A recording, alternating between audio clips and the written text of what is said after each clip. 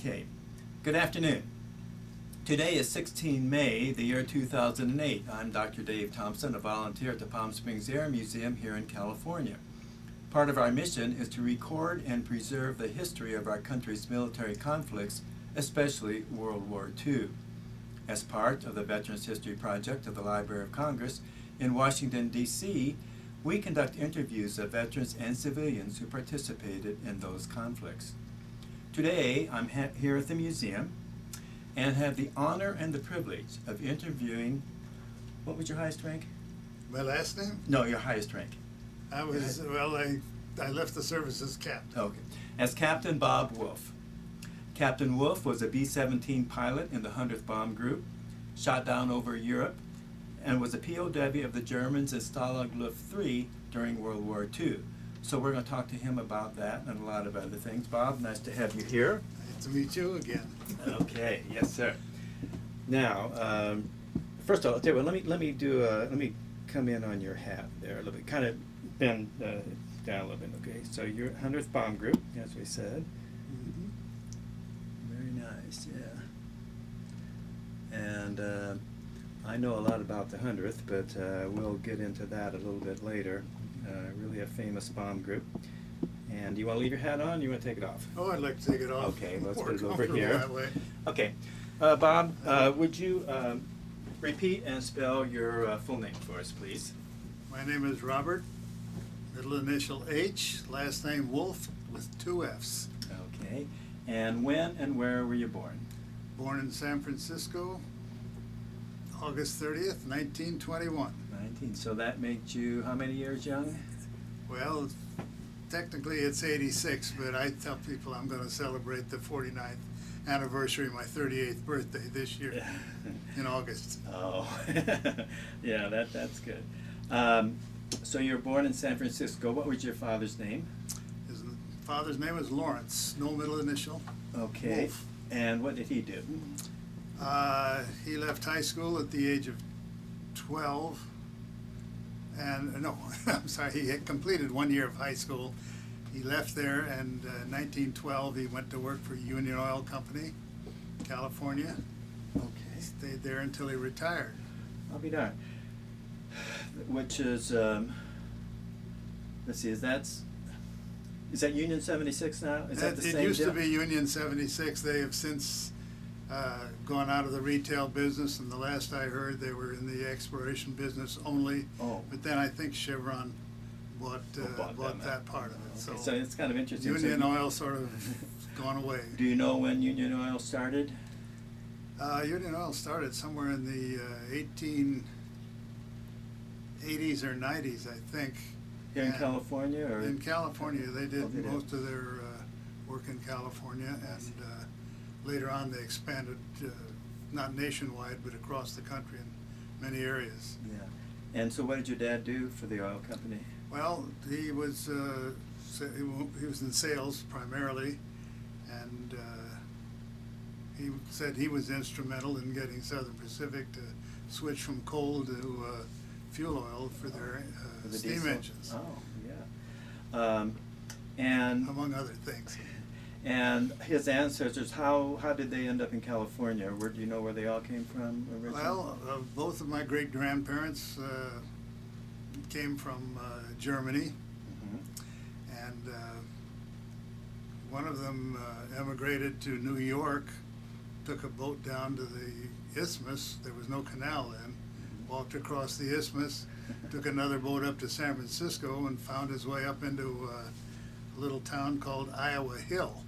It's above Auburn in California. Mm-hmm. And there used to be a road up there that was a real hair raiser, so to speak. They have since improved it, but there's nothing much there anymore. He ran a store there for several years and was burned out 3 times, and finally after the 3rd time, he says, that's enough, I've got enough money to live on, and he moved to Oakland, and that's where my grandfather was born, and my father. My grandfather ran a stable of horses, and later organized a drayage business, sort of a freight business, and they unloaded trains and boats and carted around then. Were they living there in the earthquake in 1906? Yep. Did they talk much about that? Or? It practically destroyed his business, and I don't have too much of a record about what happened after that. My mother's family, they... By the way, what was your mother's name, her maiden name? Her maiden name was Weiss. And her first name? Edna May. Okay. And she met my dad in San Francisco. I forget how they met, but I think they met at the San Francisco Exposition in 1915. And they got married in 1920, and I came along about 10 months later. They didn't waste too much time. Was that exposition out at Golden Gate Park? Yeah, that was Some one of those Golden Gate buildings Park. and I think there's just one major building left. I think so. I have a relative, his name was Daniel Burnham, and he built that Palace of Fine Arts, or designed it. You know, he was a designer. And one of my granddaughters an was architect. married He was an in architect. there Really? about 3 or 4 years ago. Oh, no kidding, yeah.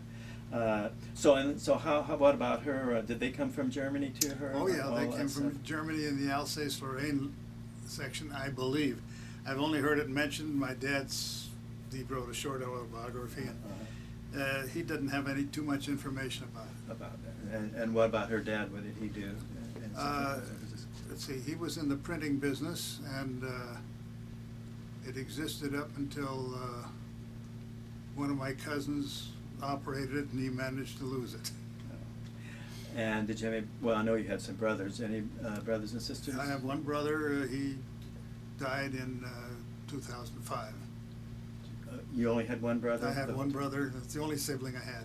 Okay, now those picture you told me, you showed me, one was the three of you guys in the There was 3 of us. There was my brother. He was a lieutenant in the Navy. I was in the middle at that time. I was a lieutenant, and my dad was a captain in the Navy. Oh, that was your dad. That was I my thought dad. you were all brothers. Oh, No. okay. All right. Well, I'll have to redo that. Okay. No, in fact, goodness. my mother worked in the Red Cross and also was an observer during the time when we were afraid the Japanese were going to bomb California. Yeah. But so we were all pretty well tied up during the war. Yeah. What street did you grow up on Well, in your home? Dad was transferred down to the Los Angeles office from San Francisco in 1922, I believe, and he got a ticket for driving 17 miles an hour somewhere near Rincon Beach. He had a Dodge touring sedan. I think he borrowed it. I don't know. Anyway, he moved down here when he's in 1922, and he had rented various houses in Los Angeles and Hollywood, and then in 1929 he moved to Beverly Hills, which was not the snobbish little town that it seems to be today. Mm-hmm. It was just a nice little town, and that's where I grew up. That's where you grew up most of the time. Most of the time. And I graduated from Beverly High. And Did so Union, was he still working for Union Oil?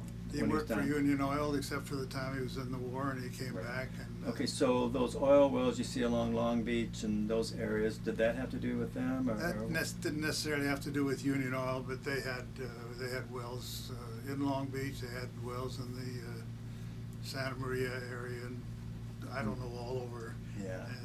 The oil business is something I just heard about, and So a lot of it's evaporated. What street did you live on there in Beverly Hills? You remember the address? Yeah, I remember very well. 616 North Roxbury Drive, and it's still there. Is it? Oh, Yeah. you've seen the house? Yeah. We've What driven- kind of was it? What kind of house was it?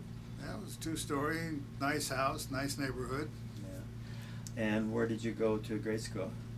I went to Beverly Vista Grammar School, and there was no middle school, and so from there I went directly into high school. Was your family very religious? Did you go to church a lot? No. Okay. And what did you kids do for fun in those days? Well, we played kick the can, among other things, and we'd make coasters out of old roller skates or new ones if we could beg, borrow, or steal them. We would we'd go hiking. We'd climb trees. We'd play tag, kick the can, as I said, make telephones out of 2 cans and a string, just all the stuff that, you know, you see what they were doing on our gang comedy, stuff like that. And we didn't have television, obviously. Or Did you go to the beach much? And if so, yeah, which beach? yeah, we went down to the beach quite a bit. Which beach did you use? Go Santa Monica? We went down Santa Monica. Dad belonged to the Los Angeles Athletic Club, and at that time they owned the Santa Monica Athletic Club, and later on the Deauville Club, and we'd go to those places at the beach. It was very nice. Yeah. I met Shirley Temple there when she was just about 8. Really? Oh, that was pretty good. Well, what about in your neighborhood? Were there a lot of movie stars living around in there? Yeah, and if I sound snobbish, I don't mean to. No, Loretta Young lived across the street and up a ways, and Jack Benny lived a couple of blocks, maybe 3 or 4 blocks up the street. Yeah. And Robert Taylor, I'll never forget, I was a kid, and I saw him back his car out of the driveway about 2 blocks south of us. He had this cream-colored Packard convertible with the top down, and there he's driving it with a beret on, and I thought, la-di-da. But, you don't, that's the thinking at that time, and my thinking when I was pretty young. Now, you grew up in the Depression. Did that impact your family at all? Not really. I was totally unaware, other than what I read about it, and I couldn't understand why it wasn't happening to us. But then I guess Dad was pretty good in business. So he still worked for Union Oil. He worked for during Union Oil, as I said, before the war and after the war until he finally retired in 1951 or 2. I forgot. Now, did you play any sports in school? Yeah, I went out for football, and I got assigned to the bench on the B team, and that was the extent of it. I did operate on the bowling team, and we did pretty good. What was your average? Oh, it was about 2.5. Really? It was pretty good. I felt I was pretty good. I got 1 300 game once. Did you really? Oh my gosh, yeah, that's something. That's like pitching a no-hitter. Were there many movie stars or movie stars' kids in Beverly Hills High when you went?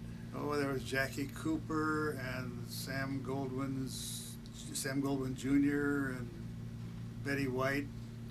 I think she was a year ahead of me, or half a year, I've forgotten. And Maria Tallchief, she was a dancer. I'm probably forgetting others now. And how were they as classmates? Did they normal, show off, or were they just like anybody else? They were just like normal people. Yeah. Of course, they were younger. Yeah. But no, they seemed to be all right. Yeah. And 21. So, would you graduate about 1939 or so? I graduated in the winter class of 1940. Okay. And what did you do after you graduated? And well, first of all, did you like high school? Yeah, it was okay. I didn't know whether, there are times when you liked it, times you didn't like it. And what were some of your favorite classes? Well, I liked physics and chemistry and biology, things like that. I was sort of planning to be a medical student at UCLA. But after I graduated and after a year there, quite a year. You went to UCLA then? Yeah. Okay. And I decided, we knew there was going to be a war coming on pretty soon, and we didn't know how it was going. So I went to work for Union Oil. Dad got me a job as an office boy. Oh, really? And I was there about, maybe 8 months. The war came along, and oh boy. Do you remember what you were doing on December 7th, 1941? Yeah, I was listening to some symphonic program about noon on Sunday morning, or about noon on Sunday, yeah. Seems like people were either listening to a football game or they were listening to that symphony. Yeah. One or the other, And, whoever I talked to. It was sort of, my feeling at that time was, what the hell's going on? I couldn't quite figure it out. And but did you? I had to go to a map and find Pearl Harbor. Yeah, right. But were you pretty up on current events? You knew what was going on in Europe? Well, I knew that the war was going on in Europe, and they were having a rough time over there in England, yeah. Okay. And in fact, one of my classes at at UCLA was English history. And little did I dream that I was going to be helping to make Yeah. some. Oh, gosh, yeah. So, In a small way. yeah. So did you join the service right away or what? I joined the service in on St. Patrick's Day in '42, and April 29th I was sent down to Santa Ana for. Had you been interested in aviation? Oh yeah, all the time. I Oh. used to make model airplanes and Oh, yeah. stand up on the roof of the garage and sail them off. Sometimes they'd crash, sometimes they'd go and smash into a building way down. So Had you ever been in a plane? I had gone up, I think, twice. And Where was that? Once was from a field in at the corner of Fairfax and Wilshire. This is way back when. Mhm. And I kept looking down. I said, "Why, if we're flying and going so fast, how come the ground's so slow, moving?" You know, that's. Yeah. And I can't remember what the other one was, but Do you remember what kind of planes you went up in? no. I know it was a cabin plane, and I was looking out of a window, and that's all I can tell you. I also meant to ask you, do you remember, well, you talked about that one car your dad had a long, long time ago, but do you remember the car that you remember the most, or the first car that you drove, or? The first car I drove was my mother's car. It was a 1927 Whippet convertible with orange wheels and a rumble seat. It was a convertible, and it was a stick shift, and she kept that until 1935 or 6, at which time Dad got Mom a brand new 36 Ford convertible, and I wish I had that thing today. Yeah. Did you get to drive it some? Oh, I got to drive that. Also had a stick shift, and I got to drive it. And Did you have any girlfriends in high school or at UCLA? yeah, I had a couple. Do you remember their names? Any? Oh, I remember their names, but if this gets publicized, I don't think they'd appreciate Oh, my okay. mentioning it, but Okay. they were nice girls. All right. And, okay, so you go down to Santa Ana. Yeah, I went to Santa Ana, and I think we spent 6 weeks there and learning how to wear a uniform properly and how to do KP and how to march and how to salute some guy with bars or stars on his shoulder. And then I was assigned to Thunderbird Field, learned how to fly a Stearman. Now, where is that? Is that in Santa That Ana? was in Glendale, Arizona, which is, okay, yeah. I think the field now is occupied by one of the universities down there in Phoenix. Okay. It was close to Phoenix. Everybody loves that Stearman, it seems like. That was a great airplane. And So did flying come easy to you? yeah, I thought I did pretty good. I had no problems except once I ground looped one, and I thought, uh-oh. But it was pretty windy that day, and they took me up for a check flight, and I flew around, and they said, you're okay. And so that was that. Is that where you get your wings, or? No, that was primary school. Primary, okay. Then after that, we didn't have to do much KP, but we did have to walk the ramp, so to speak, with a chute on if you screwed up, and I can remember that. You'd walk up and down the ramp, and boy, that parachute would bang on the back of the thighs every time you walked, and you didn't screw up more than once. And after 2 months there, I was sent up to Mitter Field at Bakersfield, and they've turned some of that into a museum. Some of your competition. Oh, well, it'd be welcome. They'll have to go a long way before they'll beat this place, I'll tell you. And there we flew the BT. I think it was the 17. Too. Also, it was a Northrop. It was a Vultee vibrator, is what we called it. And that was a nice aircraft too. And what I remember 2 things about that. That's a twin engine, is it? No, it Or was a single engine, single. yeah. Okay. And I remember 2 things in particular about that period. Well, 3. One, the food was fantastic. I mean, it was really great. One night, our instructor took another pilot whose name I've forgotten, and myself on a night flight over the city of Bakersfield, and we zoomed back and forth right over the city. And the other thing I remember I wasn't too happy about, but, well, I'd met my wife, the future wife, Oh. and I was taking every weekend off that I could to go down. United Airlines had a flight from Bakersfield down to LA, and I would take that plane down almost every week to visit Barbara. One time I was late getting back, and I hadn't had anything to eat, and I was scheduled for some aerobatic training the next day, and I do remember that I got sicker than a dog on that one, but that was only because my stomach was empty and I was probably tired. Anyway, that was the one and only time in my life I've been airsick. And so what was her name and her maiden name? Her maiden name was Barbara Hathaway. And you met her in where, how did you meet her? How did that happen? Come about? Well, one evening I went over to see a fellow I knew in high school, and he was playing badminton with this pretty girl in the backyard. And I don't know, they say you sort of know when you meet the one. I did, but I wasn't quite sure how to handle it. And as I recall, another friend of ours arranged a date between Barbara and I, and then things progressed as it usually does. And where had she gone to high school? She had gone to 2 or 3 high schools in Los Angeles, the names of which I can't. What was King something or other? Or, I mean, what area did she grow up Well, she in? lived in the Silver Lake area of Los Angeles, and she went to. I can't remember the LA high schools, but I think she had 1 year at the Principia in St. Louis. She went to college at USC and completed 2 or 3 years there. And then she worked for Lockheed. She didn't build aircraft, but she was in the office or delivering papers, whatever she did.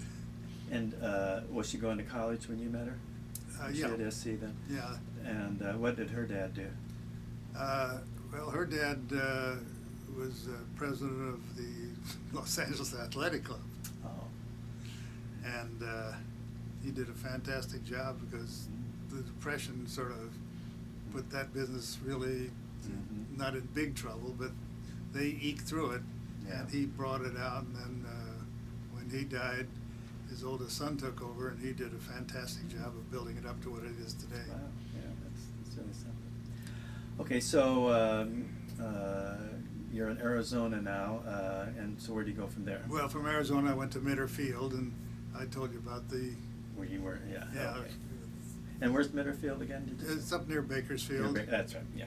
A place called Lerdo is the train station, if you can call it that.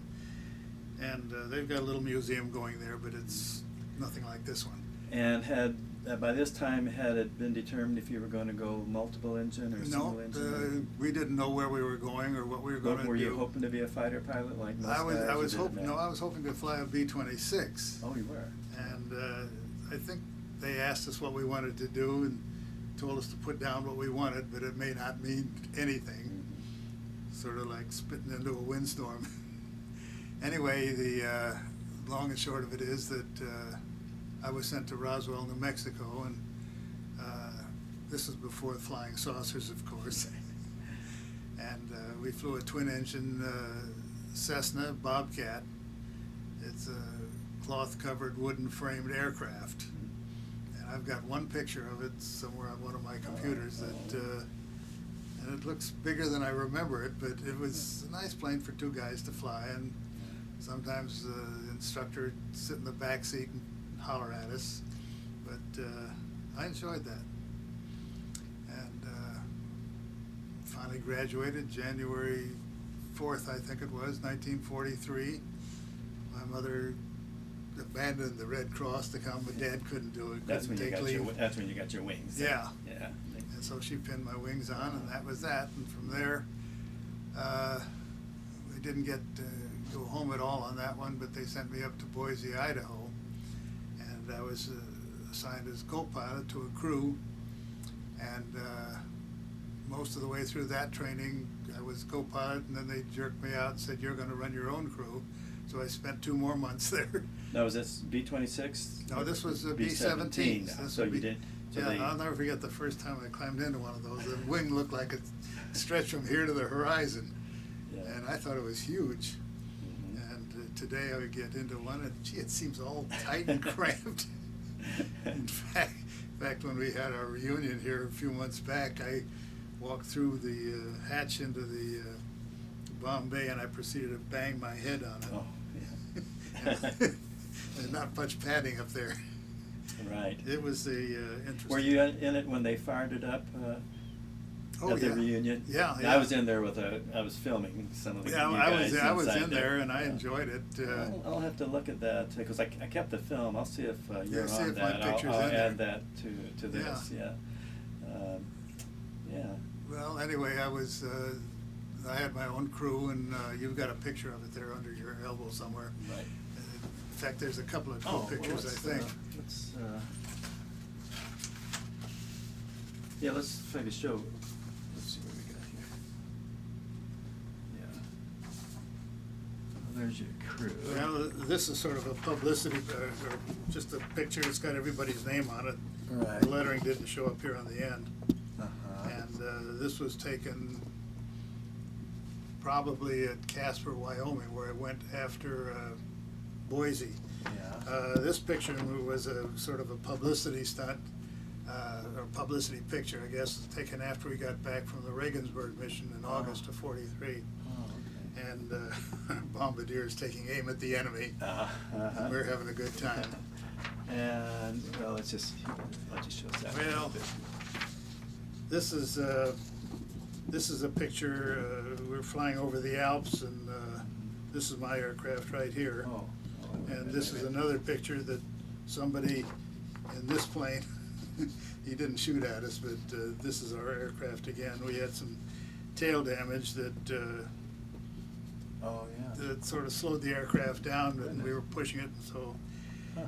on that particular mission, we were crossing the Mediterranean into Africa because it was the first shuttle mission, and the damage to the tail. We also had speaking of tail damage, a bullet or a piece of flak must have hit the door latch on the port compartment where the life raft was, and Uh-huh. that thing came out Oh. and hit the horizontal stabilizer, put a big dent in that, and we went into a dive, and co-pilot Charles Stewart and I helped pull that thing out. It was a little hairy for a I moment. guess it was. And then show us this Oh. one here. Well, this is me in the good old days. Yeah. I look a little young. This is after the war, and this is my brother, myself, and my dad. Ah. We were all in the service. As Yeah. I said before, my mother was in the Red Cross, and Wow. so we were all sort of regimented for a while. Your dad had 4 stripes? Yeah, he was captain. Wow. He was, Had he been in the well, he reserves or anything like that? signed up for the reserve in the mid-30s. The Navy wanted all the oil men to come around and Yeah. join up, and he was a lieutenant commander at Mhm. the beginning. Yeah. And then he got promoted to commander, and finally he was in charge of what they called the Western Sea Frontier, and it was through him that all the oil was funneled out to the Oh. Pacific Theater, Uh-huh. and he was sort of Yeah. the big man Pretty- in pretty charge of it. important guy, yeah, really. Now, okay, so you're probably getting ready to head over. Well, when we got through with Boise, we were sent on to Casper, Wyoming for further training, and from there, once we were all the training was completed, we went on to what was the field in Nebraska? I can't remember. Kearney, Oh, Nebraska. Yes. And from there, we did a couple of cross-country flights. One of them, 3 of us flew about 50 to 100 feet over the whole state of Mississippi and scared the devil out of them. Yeah. And saw a couple of moonshine stills, and went down to Gulfport, and then flew over to Florida and back. We took a couple of single-engine pilots, and they were goggle-eyed with all the instruments and 4 engines. And I guess they were impressed at the time, but probably not later on. And then we flew back to Nebraska and picked up a brand new plane and flew it up to Bangor, Maine, and then Newfoundland, and on to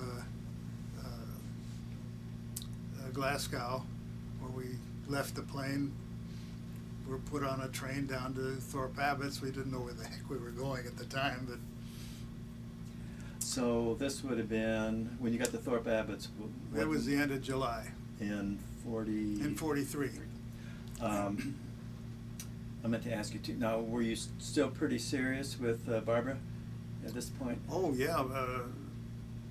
Before we went overseas, we had about a week's leave, and I went home and asked her to marry me. She said yes, and I scrambled around to buy an engagement ring, but I gave her my class ring until my military class ring, until I could get a proper engagement ring. And when I went overseas, she had the diamond ring when I went overseas. So you were engaged when you went overseas? I was engaged when I went over. Right. And then There's some, you know, some have, they want to get married because they have very, very little time to go. And on the other hand, maybe we shouldn't get married in case something happens and I never come back. And so did any of that go through your mind at that time? Well, it did, but we decided we were going to wait till I get back because it worked out better that way in the long run. And I guess when I went down, nobody knew for a month whether I'd been captured or dead. Right. And but it worked out fine. Right. Okay, so now you're at Thorpe Abbott. Now, August 43. That's when I guess we were really taking our heaviest losses because we didn't have much fighter escort. That's right. In fact, that is probably the reason that I went into 4-engine, or I was assigned 4-engine in the first place, because they had some serious losses during that early part of 43. So, yeah, I was assigned, and I was one of the first replacement crews that they had. Not the first, but one of the early ones. And at that time, did it have the reputation that it has now, No. the Bloody 100 No. thing? That hadn't come along. That happened probably after the August 17th mission to Regensburg, because we lost just about half the group on that one. And we were lucky, I think. We only got hit a couple of times on that thing. It was serious hits. But Well, let's back up though. Oh, yeah. Okay, when you first get there, do you remember how long was it before you went on your first mission and things like that? I What was going on in assigned the meantime? to go as co-pilot on a mission over the North Sea, and I can't remember. I think we were dropping small bombs, or we were dropping something, but it was, you know, your mind doesn't really pick it up. Let's go over to this B-17 over here. I'm going to give you a pencil here to kind of point out some of the characteristics of that plane. Again, that was an earlier one. The one we have downstairs, I know, has the chin turret and all that. Well, Is this a This D? is a B-17 Model E. Oh, E, okay. And it didn't have a chin turret. Mm-hmm. It had 4 engines, like all of them do. Right. And the newer ones after that, the Fs and Gs, pretty well resembled it, but they had the chin turret and they had different waist windows and probably a few other things. Mm-hmm. But our damage occurred. The life raft came out right here, hit this part of the horizontal stabilizer, and put a couple of good dents in it. I'd like to see the guy's face when he picked up that thing down in Germany. Well, what caused that to happen again? Well, something hit the latch on this, and there's only just a small dent there, or was. Mm-hmm. I don't think the plane exists anymore.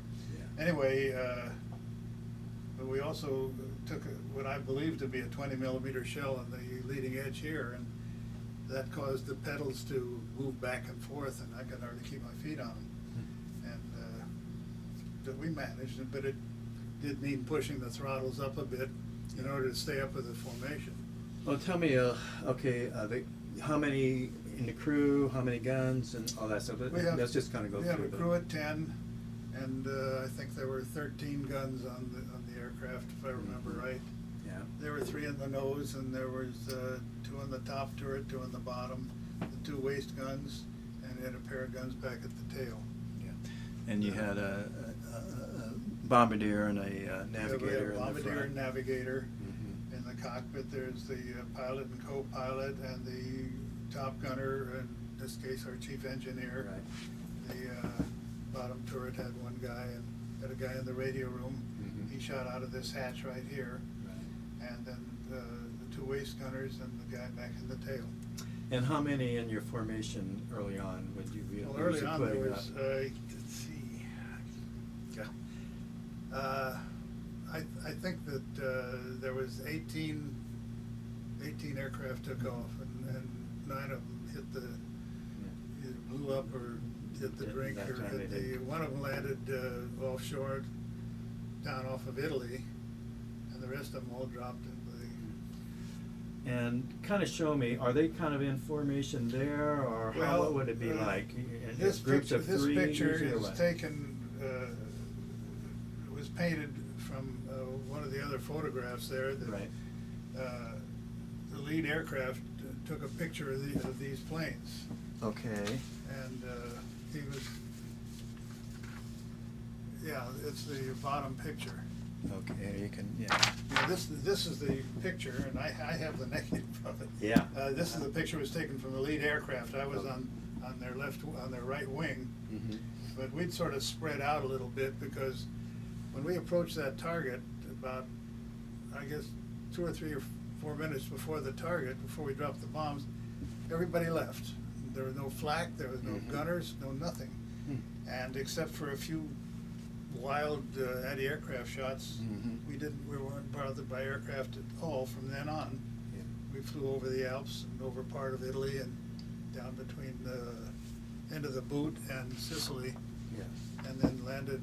Well, we landed at a place called Beaune. They went on for another 50 miles to a field inland in Tunisia.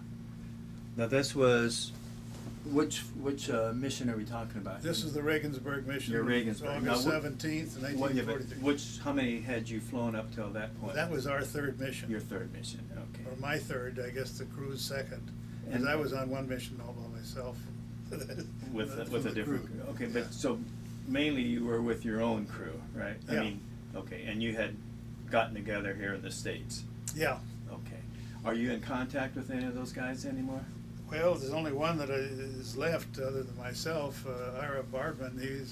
Was our radio operator, and he lives in Pottstown, Pennsylvania. I try to get in touch with him on birthdays and anniversaries, on the August 17th of every year, and the September 16th of every year, because that's the time when he went down. Okay. But Okay, let's go back to the Regensburg. Was this the first mission to Regensburg? Yeah. Or the very first one? yeah, And I know in that movie 12 O'Clock High, I think that's depicts one of those well, missions. that was written by Bernie Lay. He went on one of the missions with us. Oh, he did? In fact, he went on that Regensburg mission, and he wrote a critique about the whole thing, and I think it's listed somewhere on our website. The 100th Bomb Group has a website. Yeah. And anybody that's interested that sees this can tune into that thing. It's 100thbg.com. Okay, good. I'll have to look at that myself. And tell us again the strategic importance of going to Regensburg.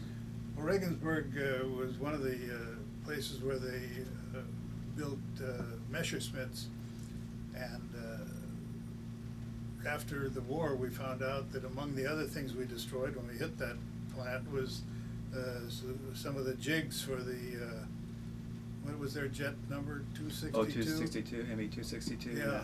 Oh.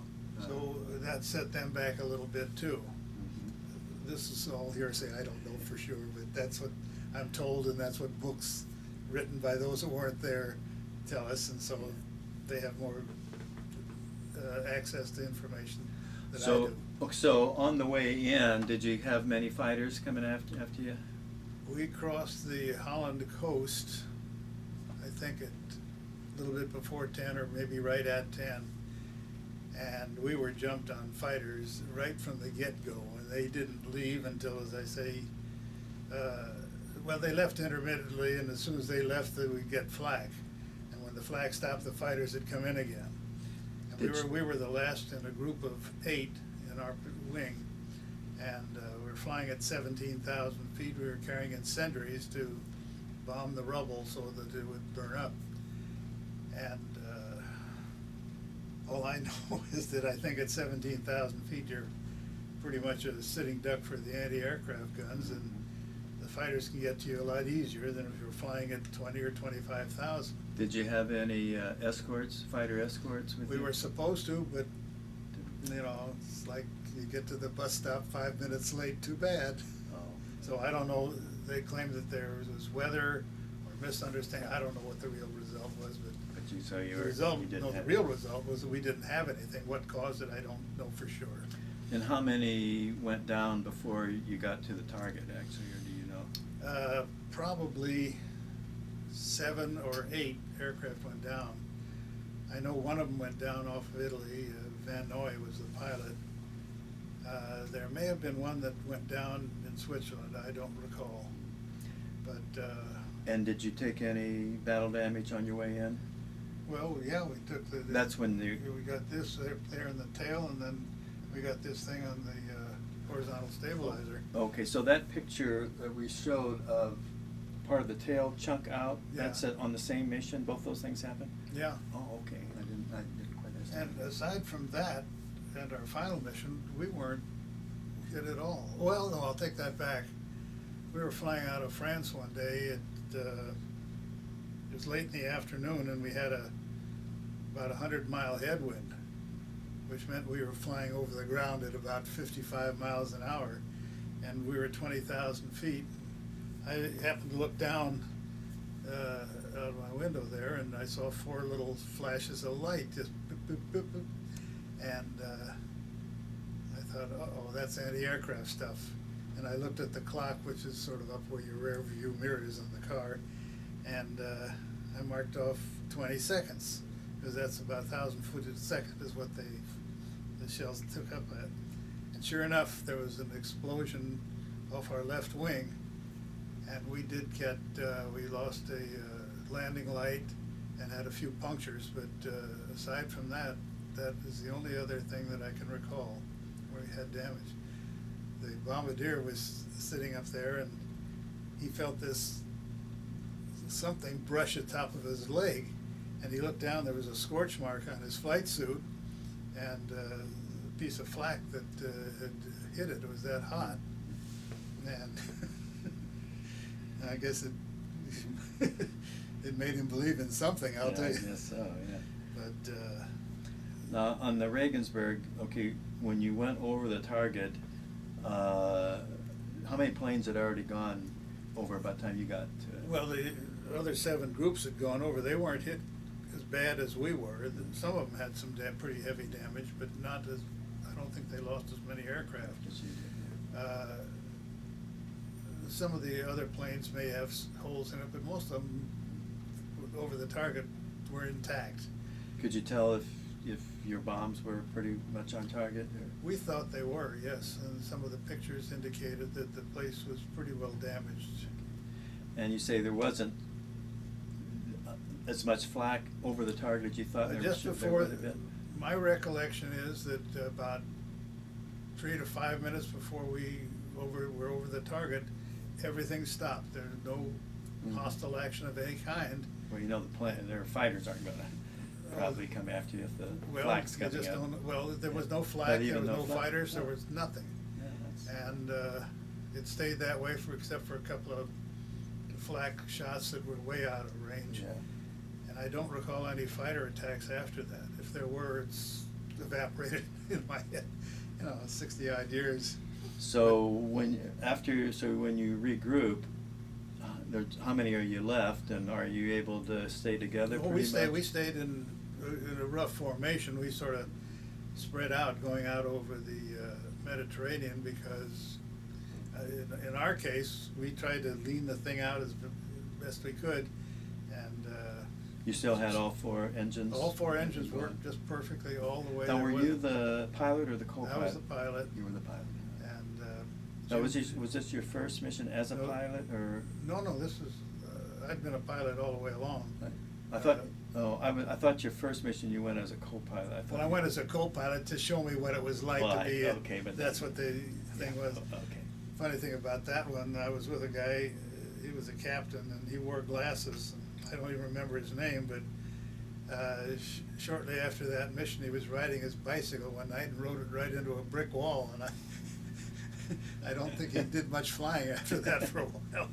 I don't know whether it had to do with his glasses or the fact that he was blacked out. I don't know, maybe he had too much schnapps, who knows?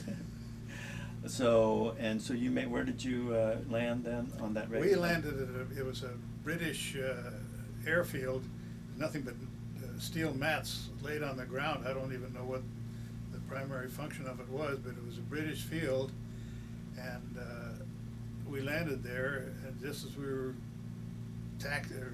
touching down, or getting ready to land, this is on the final approach, they said, "Will you please go around, because there's been a smash up here on the ground, somebody locked wings or something." And I tried to push the throttle, but we lost too much speed, and I said, "I can't do it, we're gonna land anyway." And we did, and we managed to get around the obstruction there, and we turned off the mat, and just then the engines began to die one by one. Wow. So I think if we'd have gone around, we'd have had a problem.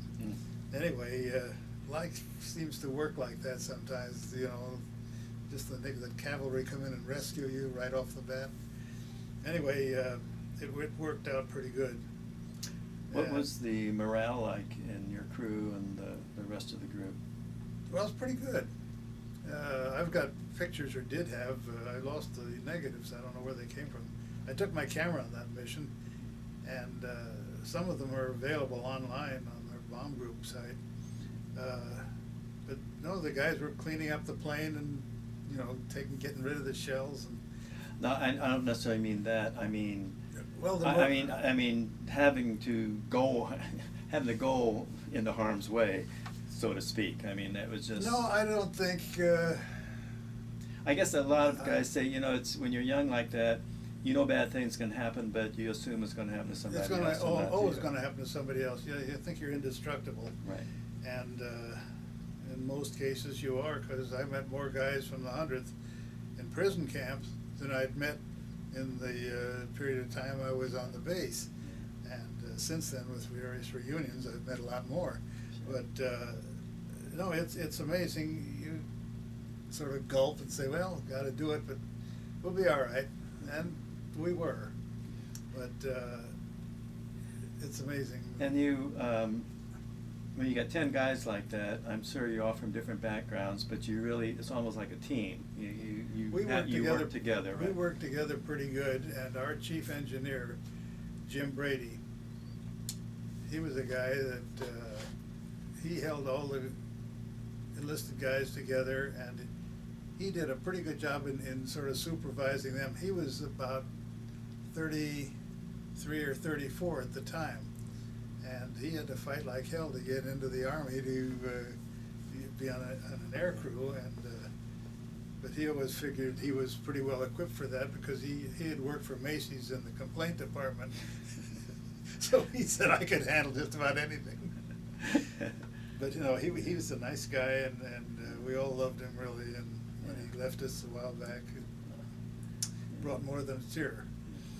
So how many more missions before your final one then? Our final mission was September 16th, and I counted 7.5. And I can't be positive exactly how many, because when we went down, my flight log and anything connected like that was destroyed. All that stuff was destroyed, and they took all of our GI uniforms or whatever we'd bought. We bought it from the quartermaster, even if it was GI stuff, it went. The only stuff they left us was our officers' uniforms and personal articles. So where were you going on that mission? We were going. The final mission was to an airfield down in Bordeaux, and so we took off. Oh, that's another thing. When we left that for that mission, our plane had been used by somebody else the day before, and they brought it back full of holes, and they weren't through patching it up when everybody took off. And so we took off about an hour and a half, 2 hours after everybody else. But in the meantime, they were all circling around to gather up formations and getting into shape. So we had no problem catching up because, as luck would have it, we were tail end Charlie on that mission. We were last and lowest in the group, and that's that's a place where a lot of them get lost right off the bat. And we had turned inland, and the airfield was fogged in or clouded over, so we decided to go up to La Police and bomb something up there. Well, just about that time, our number 3 engine, right inboard, got hit, and the prop was running away, and so we feathered it, and by the time we got it straightened out, got ourselves straightened out, we were about maybe half a mile behind the group, and so I pushed it like mad to get up there, get caught up again. And just then we got hit in the number 2 engine, and that ran away, and so I knew we were dead ducks for trying to get up there. So I just peeled off, and we headed down, I'd say about a 45-degree angle, and we got the number 2 feathered, and we were flying on 2 engines. And I know we got one plane, and I saw another one going down smoking. It went down behind some trees. This is when we were down on the ground. This was on the flight down. We shot down 2 aircraft. Oh, you shot down 2? Yeah. Oh, okay. And yeah, we were the only casualty for the whole 8th Air Force that day. Huh. But we went down, and we got down about 100 feet off the ground. The fighters sort of left us. And once we got straightened out,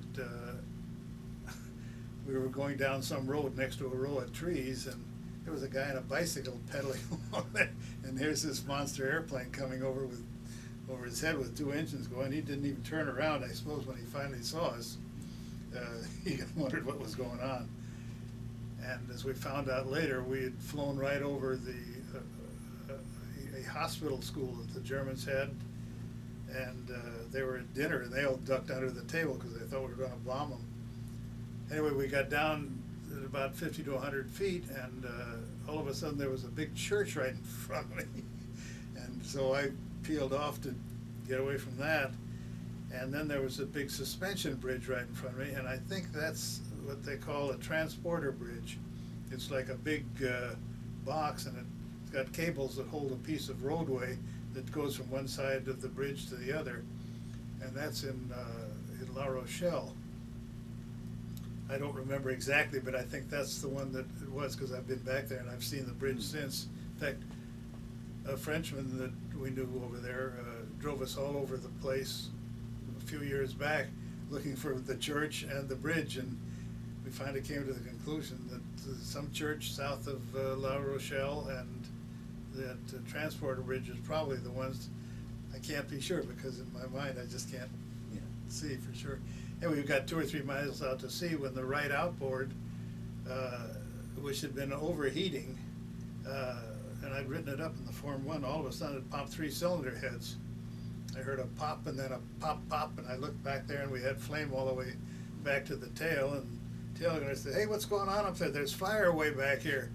And I said, "Yeah, we're gonna ditch, so hang on."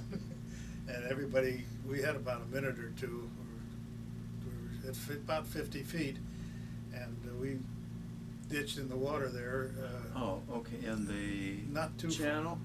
No, it's in relatively calm water, about 2 or 3 miles offshore. There's a little island called Ile d'Aix, it's AIX, and there's also a fort, a stone fort in the immediate area, and I suspect that where we landed was somewhere in between those two. And they told us it's marked on certain charts, and I tried to get a copy of the chart that had it, but I couldn't find one. But we landed in the water, and everybody had gotten into the radio room real quick. Anybody hurt? Nobody hurt. Okay. Well, yeah, the Casey in the ball turret, he'd picked up a little bit of flak in one knee, but nothing too serious. And I sat in the cockpit after we landed, and it was shutting off switches. You know, I'm not sure it was the brightest thing to do. And then I decided I better get out of there, and I went out believe it or not, the window was this wide and this high. Yeah. And I went out of that window, right into the water, and paddled around until I got up in the wing, and these other guys were floating around in a couple of dinghies. One of them came over to pick me up. And Was the water very cold? if it was cold or hot, Didn't I even know.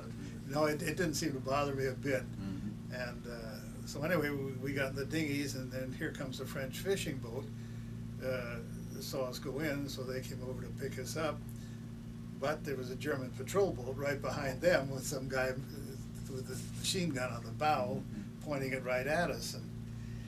And when we got on the French fishing boat, I had a 45 in the pocket in my pants, and so I gave it to one of the fishermen on board. I didn't want to be caught with a gun on.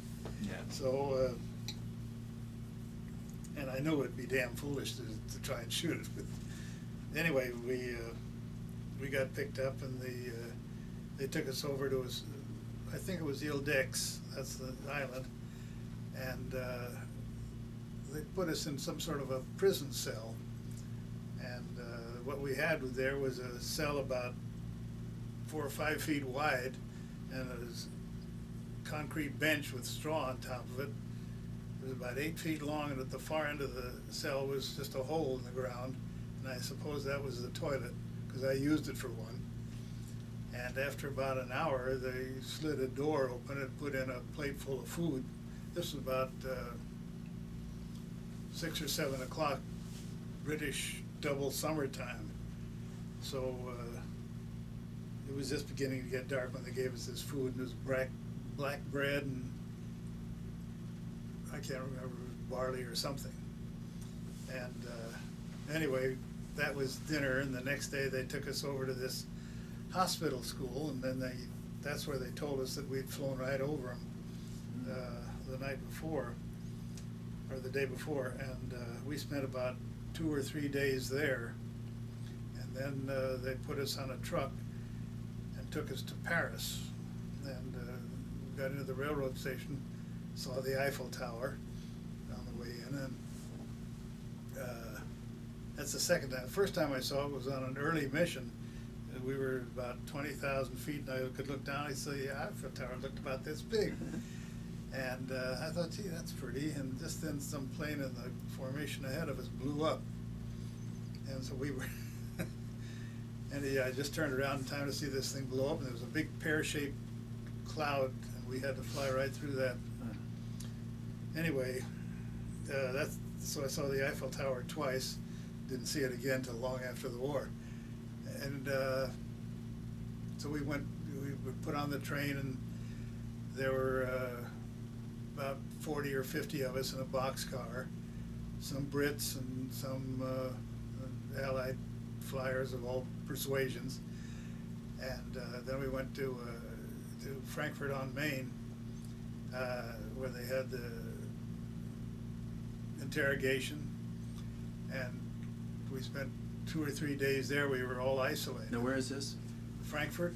Frankfurt. Frankfurt on Main. It's That's in Frankfurt? that's in Germany. That is in Germany, okay. Yeah. And some guy came in and said he was from the Red Cross, and I wasn't sure who he was, but I didn't talk to him other than to tell my usual name, rank, and serial number. Was he a German guy from the Red Cross? Well, he had a German accent, but he could be He speak English. Swiss, he could be Swiss and still speak German. Mm-hmm. And so I didn't trust any of them. And I know I was interviewed by some, I think it was a German captain, and he wanted to know all about me, and he says, well, here, we know all about you, and he gave me a little card about 4 by 6, and it was sort of ivory colored card and black printed, and it said where I'd lived. Dad had that was in the Navy at the time, and he had rented a house down in Palos Verdes, so it was close to the L.A. Naval Station down there. And he says, you live in Palos Verdes, and your mother works for the Red Cross, and your brother's going to Stanford, and well, they had all kinds of information about me, and I said, well, that's very interesting. Period. I have to change tape here now. Oh, okay. Yeah, how you doing? Am I talking too much? No, not at all, not at all. Nope. That's pretty full, so be a little, I'll empty it, believe me. careful. Oh, that's great.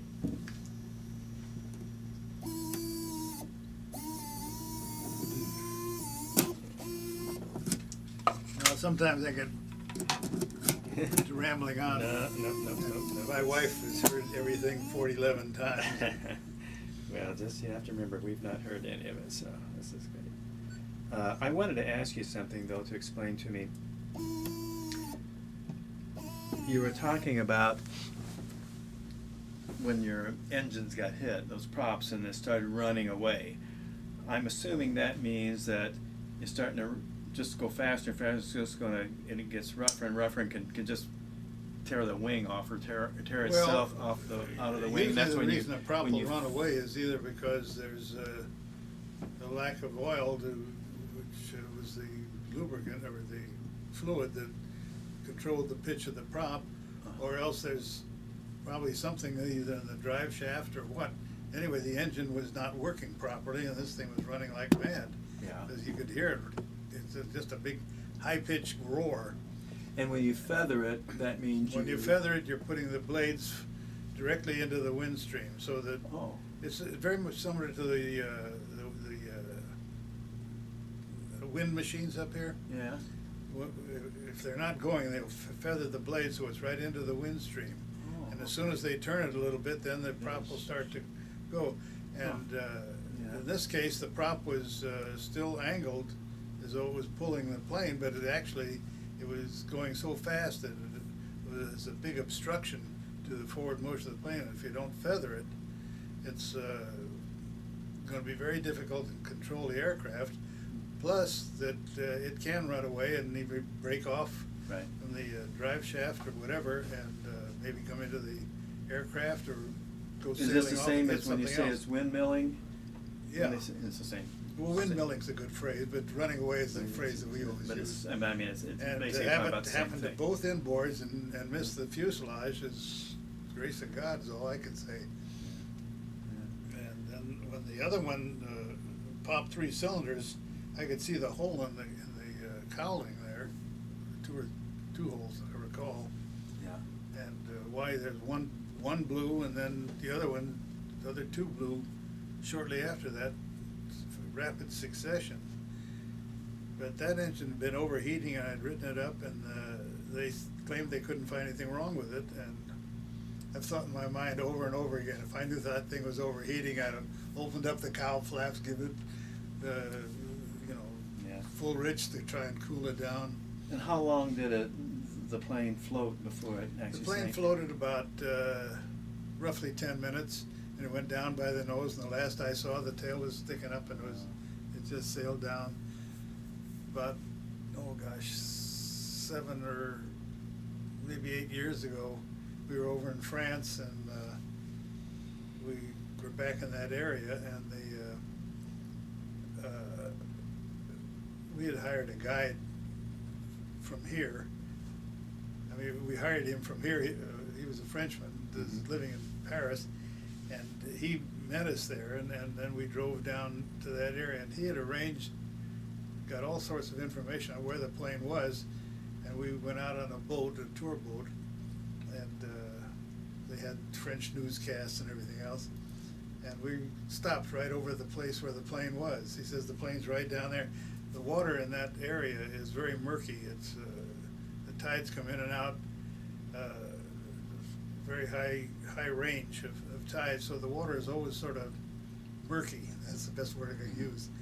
And so you couldn't see very far at all. And if you got down in the water, you could probably see your hand this far from your face, but nothing else. And How deep was the water there? About 50 feet. They said it's about 15 meters down, so. So, I mean, you could, somebody could go down and. Well, they look for said it if they wanted they to. said that somebody had been down there and taken a prop off, Oh. and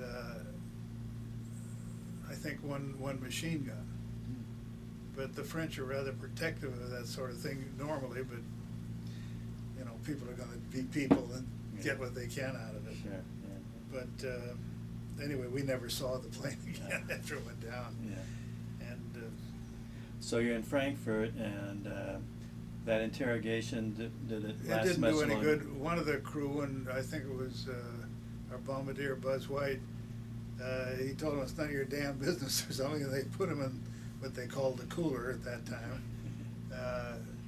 to punish him, but they didn't last long. I mean, we were all isolated. I had a room that was about maybe as big as this room is, and maybe about 10 feet long, and the barred window there, and a door right here, and and a bed, and that was it. And Yeah, it's like, I mean, guys that I've talked to, like you, it seemed like they knew more about, I mean, they knew more, there was hardly anything you could have told them they didn't already know. they didn't know what, they said they didn't know, they kept asking what bomb group and what squadron. I said, nope. And I remember this one captain said, he says, you were born in San Francisco. He says, you know, after the war, I'm gonna go there and retire to San Francisco, I think. I said, ah. Anyway, and then he had a very pretty girl came in, and they were jabbering in German, which I didn't know much of at that time, and I still don't know much, except what I picked up in Kriege camp. And but I don't know, she sort of just hung around. I think he was trying to gauge what my action would be, but I tried to be good and didn't look at her. But we saw very few women in the next year and a half, I'll tell you. So, now were you at Stalag Luft 3 at this point where they were doing interrogation, or is this No, prior the interrogation was all in Frankfurt, and Right. Once that was over, we were then put on a boxcar with a bunch of Brits, and I learned more British songs, I think, in the 3 or 4 days we were in the boxcar. In fact, I can still sing a couple of them if you want to hear that. Sure, yeah, let's hear a couple. Well, once I was a lady's maid and lived in Drury Lane. My mistress, she was kind to me, my master was the same. Along came a sailor, happy as can be, and he is the cause of all my misery. The bell-bottom trousers, you know, that's yeah. the song. Anyway, that's just one of the songs. Then it goes on, and then there's another one about the Royal Marines, and I've got sixpence and things like that. Anyway, we spent the time with them, and I learned one of the Brits was talking to the Germans, and he spoke German, and he wanted Heißwasser, and I said, "Who the hell wants ice water? It's ice is hot." Oh. Anyway. At least that's the way I understood it. Uh-huh. Anyway, that's one of the things. But we. Where was your crew all together on the way? No, in Frankfurt, the crew went one way and we went another. Yeah, in the officers. All the officers were sent to Stalag Luft 3, and we stayed together all during the time there. And the other guys went down to, I think it was a camp somewhere in southern Germany, but I don't recall which one. I think in some ways they had it a little easier than we did, because they got to do things. They could even get out of the camp and work in town or something if they wanted, or if somebody wanted them to. Yeah. But I didn't pick up an awful lot about what they did.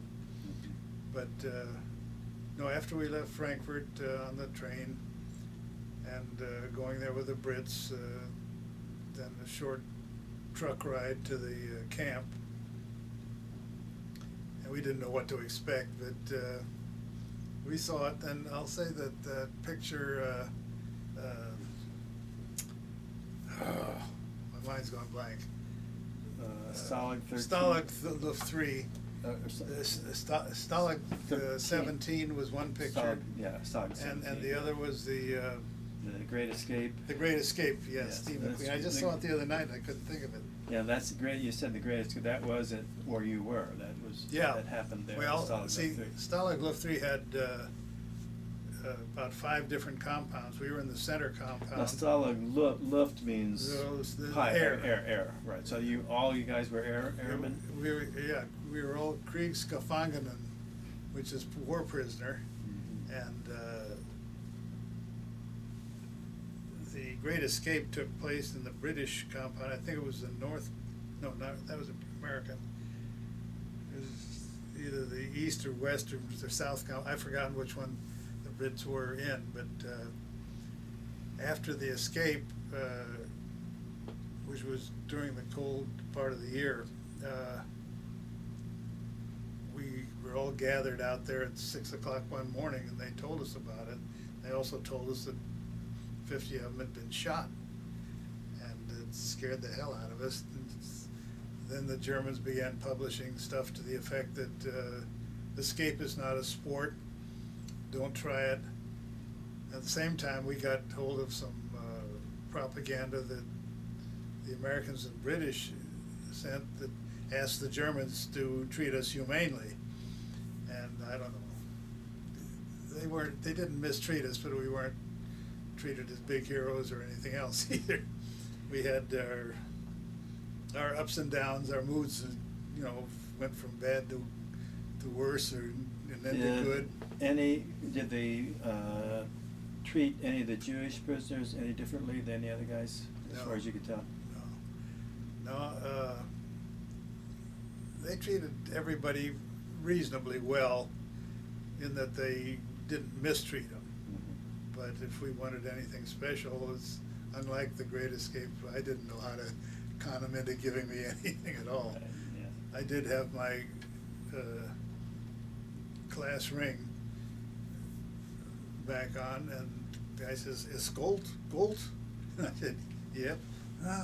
And I had at that time a Movado watch that had a gold bezel on it, and but they didn't take anything. They did take my flight suit and one other item that I don't remember what it is because I had a receipt for it, but I don't know what it was. And later on, when we left the camp in January of '45 for the march out during this in the snow, Yeah. we got into the offices, and I got my the picture and the registration card I signed and everything else for their records. I've got 2 of those. But it was an interesting time. Now, prior to you going down, did you and Barbara correspond? Oh, yeah. Do you have any of those letters at home or anything like that? I've got one letter from her that was in a book that the YMCA gave us a blank book, nothing but blank pages, I don't know, 75 or so pages. And some guys wrote in them, some drew pictures, I did both. And I pasted some letters in there and what pictures I got from home. And that and a small Bible are the only 2 things I've got left of my Kriegi period. I walked out of camp with a fork and spoon. I think I had a knife too. And I had a few other items, but I gave a lot of that stuff to our Air Museum in Thorpe Abbotts. Yeah. The Brits turned that control tower into a museum and did a fantastic job on it. And so I gave it to a bunch of the guys, and they've got all, including my German dog tag. And well, we get a copy of that letter to add to this would be nice. Yeah, well, I can give you a whole lot more of that. I just don't have it here. Oh, no, I know. Next time you come It's home down. in It's like Oxnard, yeah. No rush on it at all. So, how long? Okay, what did people back here know? When did they find out? When did they know They you were found out missing, about or what? Almost a month to the day that I'd been listed as.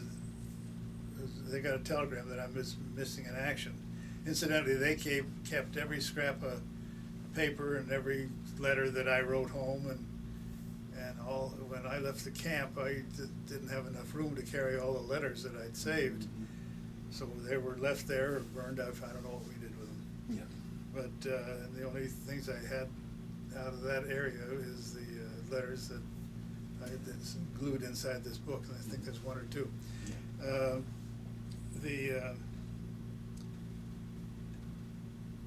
The items that we took with us were just food and this book and the Bible, little Bible. But when did they heard that you were missing?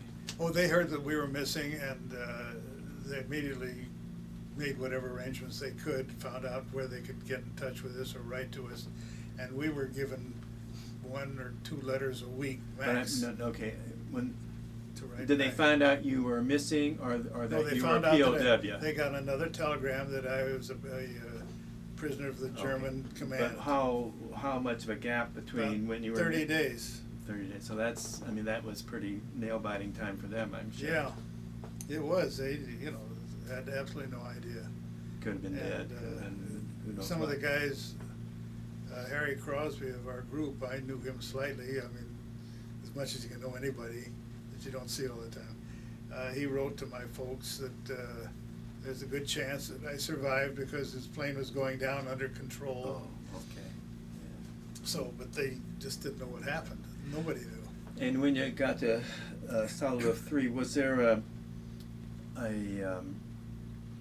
pretty structure in place? Yeah, As far as Well, you were in the American I was in section. the center compound, which was mostly American, but there were some Brits. There were New Zealand. There was one Navy officer, and I'd say there was probably 10 or 12 other than U.S. Army personnel, officers. It's one of those things that we were mostly segregated, if you want to call it that. But you had a. There was a structure. Delmar Spivey was the colonel. He was shot down earlier, and he was in charge there. And there was a security committee or escape committee, whatever you want to call it. And one thing, I wasn't thoroughly searched until I got to Frankfurt. But before I was searched and interrogated, I had to go to the toilet. So I went in there and I did my thing, and they had no toilet paper in there, but I still had 2 silk maps in another pocket of my flight suit. So I had to use one of them for sanitary purposes, Right. and the other one, I figured I'm going to get this into camp if I possibly can. So I stuck it in. I put it in my sock and put my shoe and sock back on. I was sitting on the throne at the time, So I thought, I'm pretty smart. They're not going to get it. And so they said, take off your shoes and socks. And I thought, oh, God. So I managed to grab the map through my sock when I pulled it off, and I shook it like this, and they didn't look at it. And so I did get that map into the camp, and I later turned it over to the so-called escape committee, and I guess somebody kept it, but I never saw it again. Yeah. But that was the only thing I was able to sneak in. And what was your food like in camp? Well, first thing in the morning, we'd take a big dish pan about so big over to the little building there, and they'd fill it full of barley, and that was for the day. That was to feed 8 people all day long. We'd get 1 loaf of bread. I don't know if it was every day or every other day.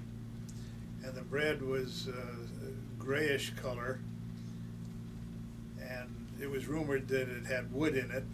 Nobody believed it until one day I was going over to pick it. I looked at the bottom of the bread. There was a splinter of wood this long baked right into the bottom of the bread. So I imagine they used sawdust to extend the flour. Mm-hmm. But we ate that, and once in a while, very seldom, we'd get blood sausage.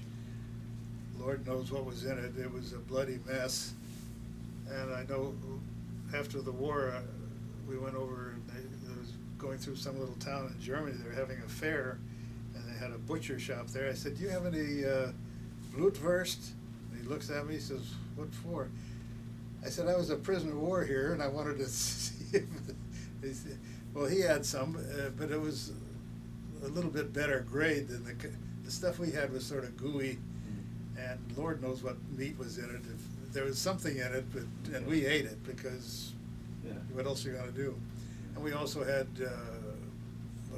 Red Cross parcels, packages, a cardboard box about so square and about so high. That had coffee, tea, powdered milk, sweetened condensed milk, cans of Spam, sometimes fish. It had D-bars, a chocolate, semi-sweet chocolate bar, a couple of packs of cigarettes. Oh, I can't remember everything that's in it. There's books that's got a whole listing of all the goodies in there. The cigarettes and candy bar were used as exchange. We had sort of a PX of sorts, and you could build up a credit, or you could buy something if there's anything you wanted to buy. I traded my cigarettes for D-bars every day of the week because I never smoked. I tried smoking in high school, and I said, "The hell with that." Were you able to read? Did you have any We literature? had books. We had YMCA supplied musical instruments. We didn't get much in the way of clothing unless it was mailed to us. Yeah, we had books and we could read, but you know, I probably read most of the Bible at the time because you know, it's nice stories, and some of them I remembered from Sunday school. But then, and were you able to get any exercise? oh, that's all we did is walk around the perimeter of the camp. We did get hold of some seeds for flowers and some vegetables. I've still got a pansy at home that I grew over there. Really? And somewhere along the line I picked up some chaff, you know, that aluminum shredded stuff. I don't know whether I picked it up on the walk out of there or I found some in camp somewhere, but I've got a couple of pieces of that. Yeah. And I've got a German stamp and I think a 10-penny paper note or something. They were supposed to pay us, but did they, like you see in the movies, every morning would have roll call or? Movies were few and far between. No. The movies that we see of depicting. We had a Pell, yeah. We usually get up at 6 or 7 in the morning, snow or whatever. You go out there and you assemble, and they would dutifully count everybody, and they would report all is well or whatever they said. Yeah. And so we were counted every day, and if there was any kind of a escape attempt, and there were a couple of minor ones in our camp, they'd sometimes count you 2 or 3 times a day. And in fact, I think we had it morning and evening, and then other times it just all of a sudden they'd want to count them again. Much sickness in the camp? Some 1 or 2 guys got sick in the head, and I think they were shipped out or shipped home. But yeah, everybody had a cold or the flu or Lord knows. It wasn't like an epidemic of. I don't recall anything of an epidemic, but I guess we were just plain lucky. Most of us were reasonably healthy when we got there. I lost about 15 pounds, but I gained it back, and plenty with a little bit to spare right now. And did you have underground radios and things? We had a radio. Nobody knew where it came from or how we got it, except that every morning about 10 or 11 o'clock, sometimes various times of the day, they'd say, we've got the radio and they were going to announce what they heard on the radio. I never actually saw a radio, but we would get information and somebody'd write it down. They'd come and read it to each barracks. I was in barracks number 54, I think. 52 or 54, I can't remember. Anyway, there was probably, not sure of this, but I'm guessing offhand, there was probably 100, 150 in each barrack. There was another guy with the same name I had, Robert Wolff. He spelled it differently, in a barrack across the way. I never did meet him, but that's life. Yeah. So, and was the information that you were getting off the radio pretty accurate for you? Well, we didn't Looking know back? it for sure. We get an occasional German newspaper, and very often, more often than not, the two versions didn't match. Well, So we tended to believe what we heard And from BBC. Did the Germans, did they try and use propaganda on you much? Not really. If they did, I don't remember it because I didn't pay. You know, sometimes we talk to some of the English-speaking Germans. We call all the Krauts and the guards, we call them goons, and we were Kriegies, which is short for Kriegsgefangenen, and but it was boring, and it was not frightening, but you were always sort of on edge. You didn't know for sure what was going to happen. Yeah. And at night, especially in the wintertime, were you able to keep warm when you were sleeping? Yeah, we kept warm enough, I think. I don't know, we had a couple of, I call them coal-fired stoves. They give us a brick, a black brick, a few black bricks to run the stoves, and we'd heat water on it and keep the barracks warm.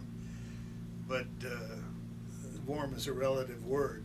When the snow is on the ground, I suppose maybe it was 60 or 65 degrees inside.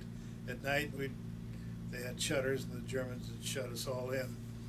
And so the barracks would stay reasonably warm, but there was no insulation there. And we survived, that's all. Were you able to take showers or anything like that? And keep Yeah, we yourself clean? we got group showers once a week, and first we weren't sure, but they, they'd get you all wet, then they'd shut the water off, then you'd soap up, then they give you a couple of minutes to get the soap off, and that was it.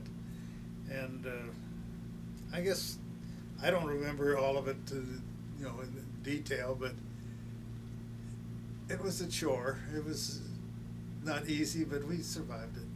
So as I understand it, getting close to January of '45, the Russians are coming one way, and the Germans don't want to. Well, the Americans were coming. Come the other way, and they wanted to head towards the Americans, thought they'd be treated better or something. They didn't want the Russians to get us because they wanted to keep us as bargaining chips, I think. But we marched out of there on January 29th. We were not given a great deal of warning. I think they told us we were going to leave there at midnight.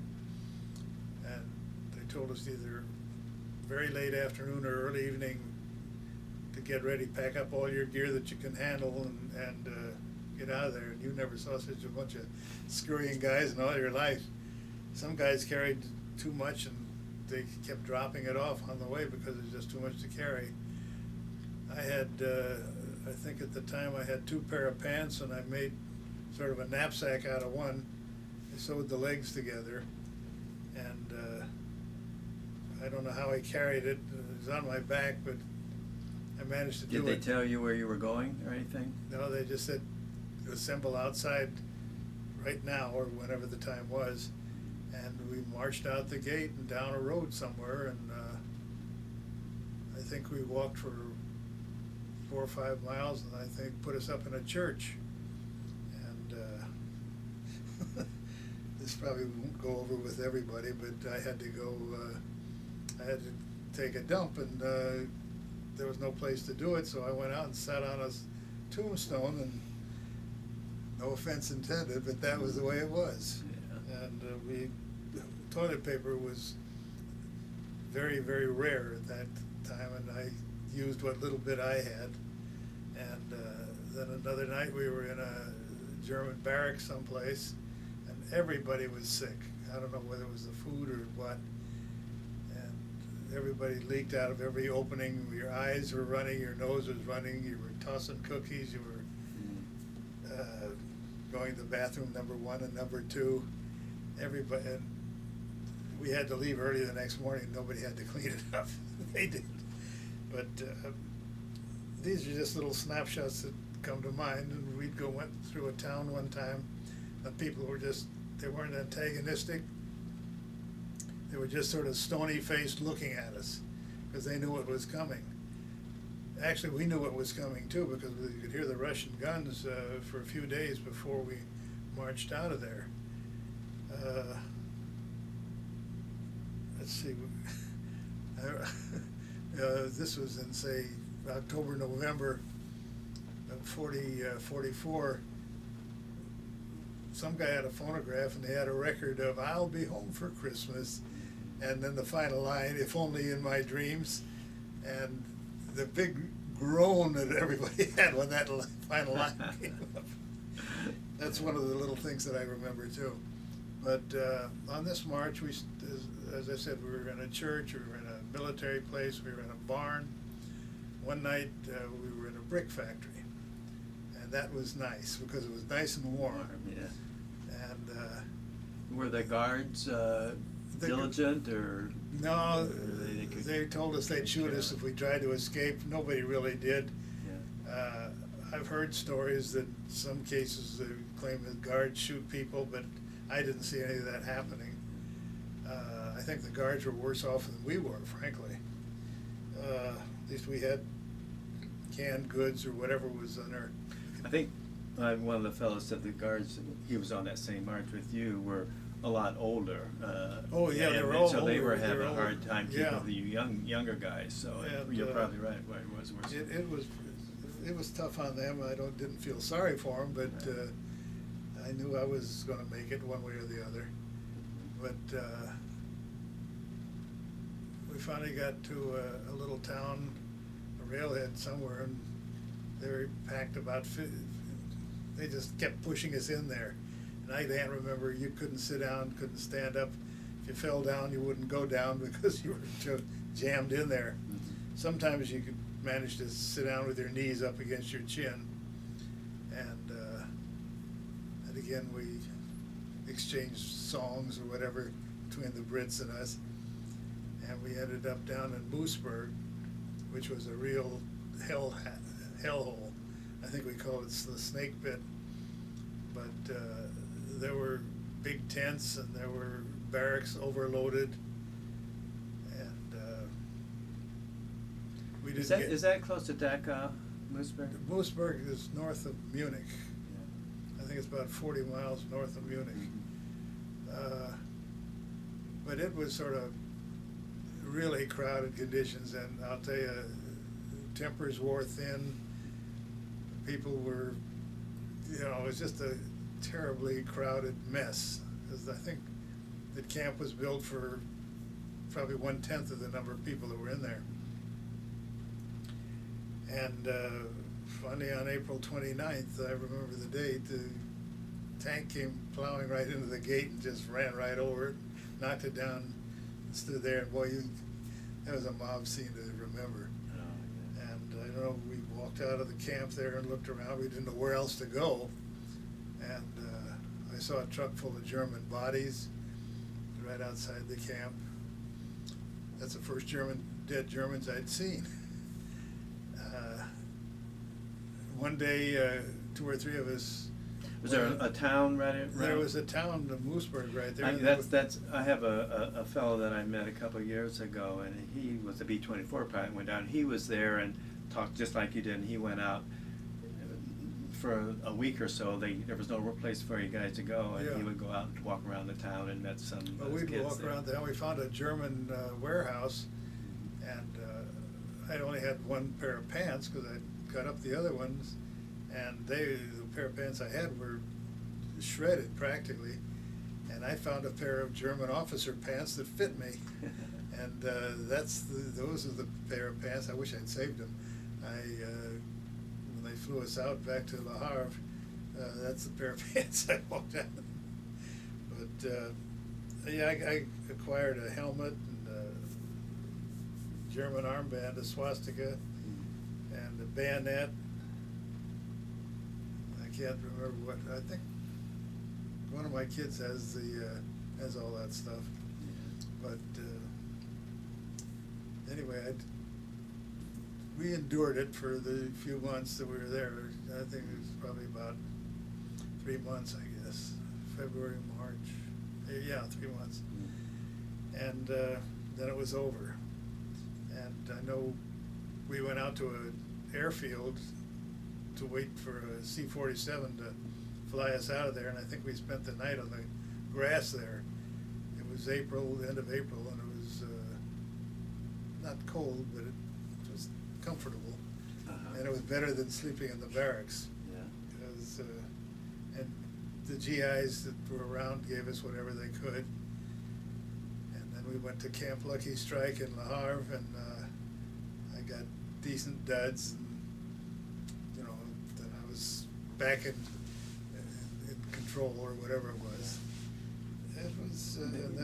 Would you go back to England from there, or what? No, they put us. Our crew stayed together. They put us on a Swedish passenger ship, small one. And we thought, oh boy, we're going to make it right back straight to New York. And they said, well, yeah, we're going to New York, but first we've got to drop some people off in Trinidad. So we went down there and dropped somebody off, or did something down there. And I can remember sitting in one of the rooms, wardroom or something, and heard the Andrews Sisters singing Rum and Coca-Cola. That was the first song I ever heard. And I didn't know it, but my brother in the Navy had been in Trinidad for a while. He wasn't there then, and if he had been, he wouldn't have known it was me coming in. But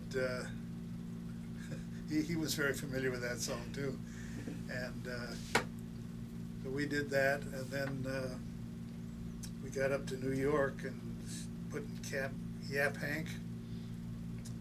And I got a phone call while I was there. When I was younger, living back in Beverly Hills, my dad had met this movie director, Archie Mayo. He did a few pictures. The only one I can remember that he directed was Marco Polo with, was it Gary Cooper? I think so. You're probably pretty much of that same Yes, generation.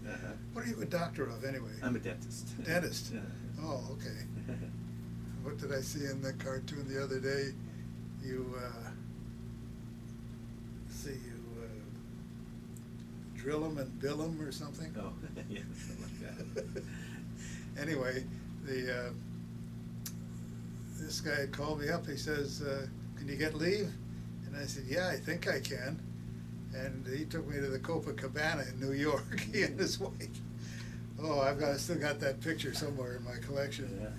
Yeah. What a difference. Yeah. Goodness. And anyway, after a few days there, they put us on a train to go home, and it went down to St. Louis and then gradually across the country. And I wrote a small memoir, autobiography, I guess, and it covers most of the things I've been talking about, but I remember going through St. Louis and getting a Snicker bar from one of the Red Cross girls there. I was more interested in the Snicker bar than the girl at that time. I think I had something wrong with my head. Anyway, I've liked them ever since. I've still got Snickers, yeah. some at this house, some at the house up in Oxnard. But then the train dumped me off at Camp Beale in California, which was near Sacramento. And my dad and mother met me there. And I can remember having lunch there, and they had German prisoners of war as waiters. And I wasn't quite sure how to behave, but I think I behaved reasonably well. But, oh, God. I remember, it's too vivid sometimes, and sometimes it's not vivid enough to remember. But it was quite an experience. Yeah. So did you go back to school then, or what?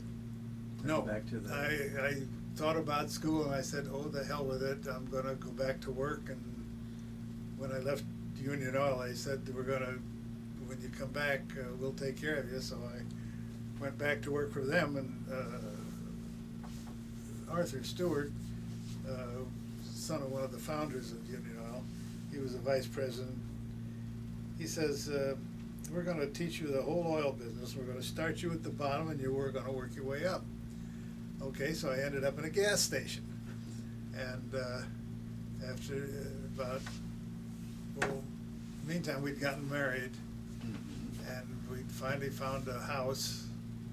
What year did you get married? We got married in 45, got July 8th, 1945. And I'd been home about 6 weeks. And Barbara's mother and dad, my mother and dad scurried like mad. July the 8th, 1945, is that's the day my sister was born. Oh, really? Well, anyway, about a month later, we found out that we were pregnant. And I'd come home from the gas station, and my wife, she couldn't stand my smell. And finally, she would get sick on it. Were you pumping gas or working on cars too? I was pumping gas and changing oil and doing changing tires. And this is the day before they had all the mechanical help. You did it with a hammer and anyway. It was an experience there, and so I quit that, and I got a real job working for Garrett Corporation. I worked for them for about a year, and we were building small refrigeration units about this big for some of the then coming in jets. And I did that for about a year, but some of the guys had been working in those plants, all during the war, and they were used to coffee breaks and all this stuff. And I was still the idea, when you work, you work. And I didn't, somehow I didn't like it. And then let's see, from there I got a job with Sonneborn and Sons, building products division. And I sold paint and concrete hardeners and stuff like that for about 3 years. And then I got into the insurance business, and I stayed that for 33 years. Okay, now, backing up, after you got married, where did you live? Where did you? Well, for about the first 10 days, we lived in my in-laws' house, in my wife's bedroom, and then we found a house out in Lemert Park, I think it was, down near Santa Barbara. I think it's now called Martin Luther King. Anyway, way down there, and we lived in that house for about a year and a half or so. And then, because we had one boy and we're expecting another one, we looked for a little bit bigger house up on just south of Pico, a little bit south of Beverly Hills. And we lived there for 3 years. Let's see. Yeah, 3 years. And Barbara says, look, I found this ad in the paper about this big place out in San Fernando Valley. And so we looked at that. We drove out there to not Sherman Oaks, or Encino, I guess it was. The realtor said, oh, you want to see that house? Well, okay. And he fished around. He says, here's the key. Go look at it and drop it off when you're way back. Well, we went out there and looked at this place. It was a big house, about 3,000 square feet. And it was about 10 years old. Had a tile roof that leaked. And it had a slight incline in the hallway. And the roof had leaked all over the carpet and stained it. And it was sort of a mess. The yard had weeds about 2 or 3 feet high. There was 2 or 3 dozen fruit trees, and it was about 1.5 acres, the adjoining property, and we fell in love with it. And we walked back and says, how much is this house? He said, $23,000. We'll take it. Huh? I remember his name was Gibson, And I guess he was really shocked that, anyway, we bought the place and lived there for 10 years. And our second son and our daughter were born while we were there. And then we decided that, I don't want to keep taking care of fruit trees, and I had a rototiller and I cleaned up the place occasionally with it. And you could buy diesel for a drum of diesel oil for $5 to keep the weeds down. And but after 10 years, Barbara says, let's get a house that's got plenty of room around it, but let's find some other place. So we found a place in Tarzana. This other house was in Tarzana too, but it was on the other side of Ventura Boulevard, the south side, which is the classier side, if you want to put it that way. It was a brand new house, and we watched it build from a foundation up, and so we got to tell them where to put windows and things like that. And we lived there for 28 years. And What street was that on? that was Or on the Calvin address? Avenue. The first house in Tarzana was on Melvin, and they were only a block apart, but they were, a couple of miles apart on the map. Yeah. But and we put in a swimming pool later on, and it was a very nice place. Had a nice fig tree, and I love figs. And your children, what are their names and how many? My oldest son is John. He was born in '46. Number 2 son is Charles. He was born in '49. Our daughter was born in '52. And what's her name? She's Nancy. Nancy. And our youngest son was born 8 years later in 1960, and he's Paul. And John has got 2 daughters. Charles has got 3 sons and a daughter. Nancy has got 2 daughters and a son. And Paul has got 4 boys. And I also have 13 grandchildren. And 5 great-grandchildren with 2 on the way. Oh my gosh. They'll be born in July. Do they all live in Southern California? Yeah. Charlie joined the highway patrol, and when he retired, my son is retired. Anyway, when he retired, he wanted to get to a place close to fishing and close to hunting, so he asked to be assigned to the highway patrol up in Atascadero, the Paso Robles office. And so we have good friends that live in Atascadero. Well, maybe he knows them, I don't know. Anyway, so he's living up there, and our oldest son lives in Glendale, and Nancy lives in Tarzana, and not too far from where we lived, although she's planning to move. And our youngest son just bought a house up in Somas, and it's the biggest house. He's got a nice house. He's got 20 acres and fruit trees and swimming pool, all the goodies. Now, were you an independent insurance agent, or did you work for a company, or what? I was an independent agent and broker, but I did most of my work with Hartford. In later years,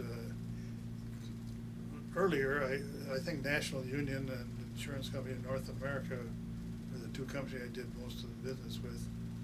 But later on, most of it with Hartford. But I did all kinds of business, life and property casualty. Mostly property casualty. And what did you do for recreation? Did you play golf, tennis, or anything like that? Oh, I played golf a little bit, mostly with my dad in his later years. And golf is okay, but I sort of dropped it when he died. I did play tennis quite a while until my knees began to act up, and I think best recreation. Looks like a little scar you got there. This one? Yeah. Yeah, this one's replaced and this one's begging for it, but Oh. I'm debating mightily to do it. There's some new procedure that I heard about, but Yeah. Can't I've read find about it. that too, yeah. There's something that they can put in a silicone disc, and I can't find it on the internet. Oh. But I don't know. my daughter-in-law's father, who flew B-24, is about 15 miles from where I was, and he survived. He didn't go down at all. He's thinking of having that done, and he's 90. Wow, yeah. Anyway, most of our recreation was boating and traveling by motorhome. And where do you live now? I live in Oxnard. Oxnard, yeah. And I just sold our big boat, our last big boat, last year. We had a 47-footer, and before that we had a 36-foot Grand Banks. But now I've got a 21-foot electric boat. You can't go out of the harbor with it because it's not designed for the sea. But we're playing with it. We did a lot of boating and water skiing. We used to tow the boat behind the motorhome, and we water skied over most of California and the Colorado River. Yeah. And we even took the boat down to Mexico on several occasions. Yeah. We had a motorhome, started out with a 28-foot, finally got up to a 40-footer. And the last motorhome we had was a 38-footer, but it was bigger on the inside than the 40-footer, I think. But we had a good time with those. We enjoyed that. So where do you live in Oxnard? We live right on the Channel in Channel Islands Harbor. Channel Islands, yeah. You know, that's a pretty area. It's nice, yeah. We've lived there for 20 years now. 21. This will be 21 years. There's it used to be Embassy Suites, and then it became. It is Embassy Suites. Is it There's again? one down there on the ocean front. Right, yeah. And when we had the house remodeled, we'd go stay there for a couple of days. We'd stay at our house down here in La Quinta most of the time, but we'd go up there to see the progress on the house, and we'd stay at It's Embassy. really, it's really nice. And we, about 20 years ago, we had, they were limited partnerships, and we had one in that.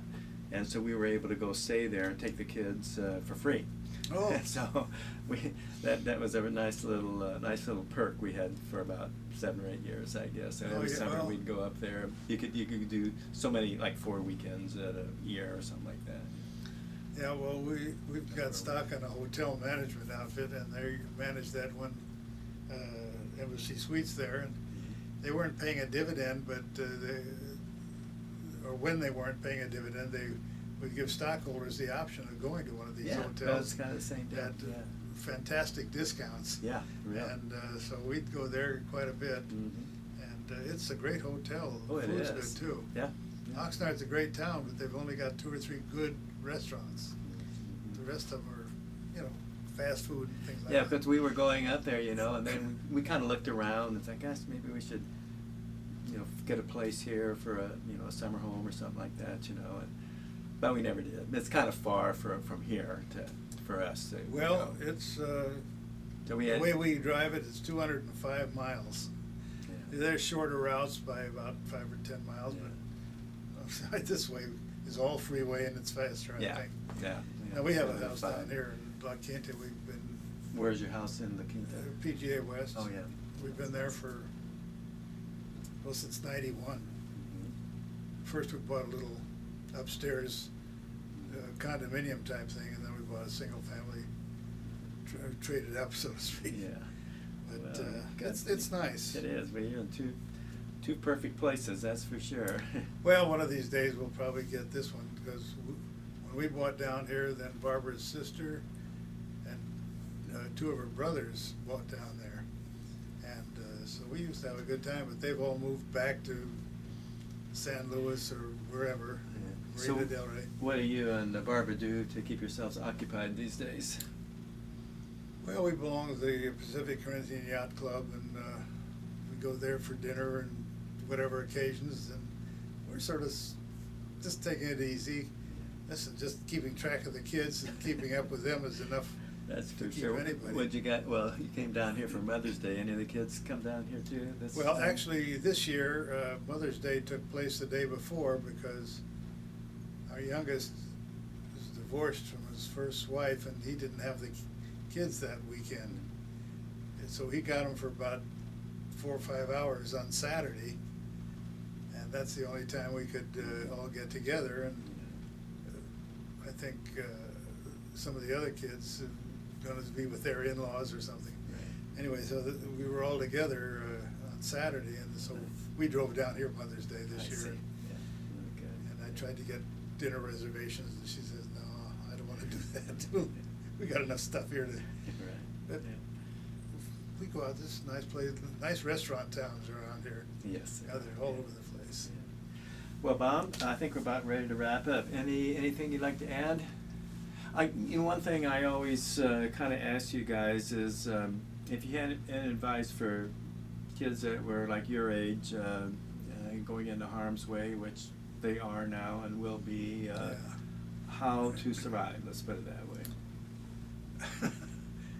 I don't know whether it's one of the guys in our group wrote a book called Luck of the Draw, and I think that is about the way to do it. I mean, figure it out. It's you can't have a plan to survive unless you want to dig a hole, bury it, and pull the hole in after you. But no, you just do the best you can, keep your nose clean, and hope that they miss. And I can remember we had a reunion, and they wanted, I think it was the 8th Air Force Museum wanted us to record our points of view, and I had never heard this before, but our co-pilot Charles Stewart says, "Oh, I remember on the Regensburg mission, they were shooting at us, so we could see these little shells exploding right in front of us." Well, I said, "I don't remember that. I was looking at the waist window trying to tuck my wing inside the guy, the lead guy." And the waist gunners that talk about they were firing so many shells. They knew this Regensburg was going to be a toughie, and they conned somebody into an additional 1,000 shells.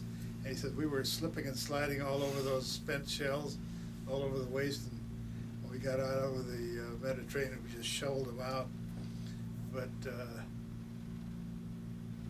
it's just one of the things about keeping your nose clean, doing the best you can, and Depending on your training, probably a lot too. Well, yeah, To a certain extent. you know, you get too far away from. I don't care whether you're on the ground or, you know, as a soldier or flying. Flying, you keep a tight formation on the ground. You want to do just what your sergeant or lieutenant tells you to do, and by God, you do it. If he's wrong, then you're all going to go to hell. But well, I mean, when you think about it, you got 2 engines out and a third one about to out, and you're only 50 some odd feet, you know, and I mean, any little slip and you guys are done. Well, and so, I mean, there's, you know, you had to have been trained and if every one of those guys had not done exactly what they were trained to do, we wouldn't be here. Yeah, that's what I mean. Yeah. And I don't think anybody that goes through a war thinks it's the greatest thing on earth. There was some movie made about, I think Steve McQueen was the pilot or something. Yeah. Called The War Lover. Yeah, we have that. I've seen And that. I think you got to be crazy. Anybody that loves war is either a nutcase or working toward it. Right. And But I think maybe what you're saying too is that for someone going into the service, don't take your training lightly. boy, you better absorb everything you can and learn exactly what to do and how to do it, and obey the guy that tells you, you know, because he's supposed to know more. Whether or not they do or don't, that's the luck of the draw too. It always bugs me when I think about this thing, and there's only eight guys in our crew that are gone now, and all of that's disappearing. I'm glad for this kind of a thing, because I had a relatively small part in the war, and I managed to survive it, but when I think of the guys that didn't, it's a little upsetting. Well, you know, we think of you guys as heroes. I know you think of the guys that didn't come back are the real heroes. And Well, I'm just glad everything worked out for me and our family, and I'm sorry for those that didn't. Bob, thank you for your service to our country. my Thanks for pleasure. coming in and Well, my sharing with pleasure. us, sir.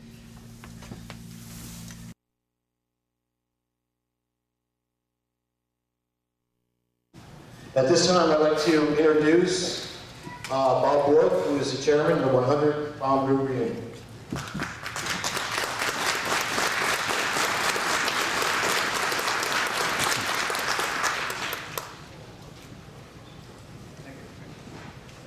Can you hear me now? I'm not a commercial. I'd like all of the 100 veterans to stand up.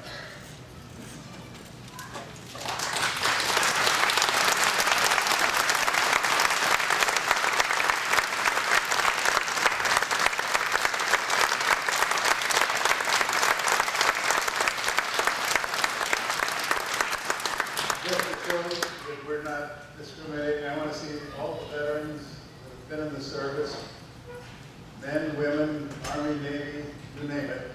Please stand up.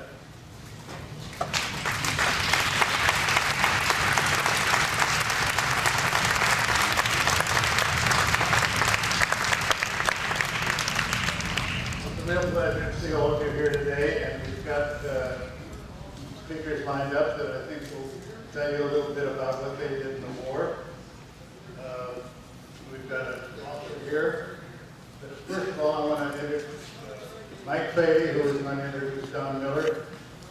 Before I introduce Mike, I just want to say that Mike Fahey, Dan Ridley, who is up here in the front row, and Cindy Goodwin, who is not here, these three have supported and literally kept this group together and has done as much as anyone to make this this thing here happen today.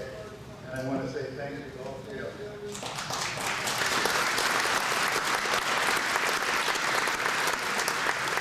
These are people that were not affiliated with the 100th way back when. They weren't even twinkling their old man's eye. But they have become enamored of us. We thank them very much. Mike, you want to come up here?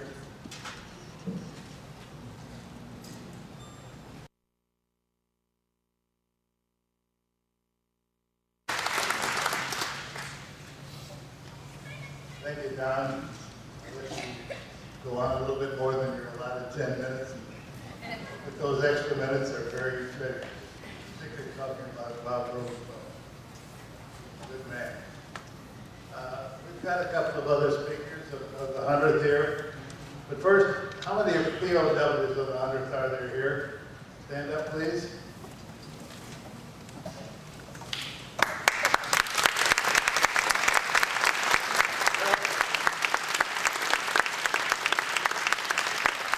Thank you very much. I just wanted to bring that point up. Great many of our group ended up in various prison camps in Germany. In fact, I myself met more people in prison camp than I met when I was still flying. It was rather amusing, and I've met more since the group has gotten together here and had these reunions. We've got another member of the 100th here, Jim Sorensen. He was a waist gunner, and he saw the view from the side of the B-17. When I grow up, I'm Jim, gonna would you like to go come up here and Spencer's speak for a few Summer minutes? Golden Driving.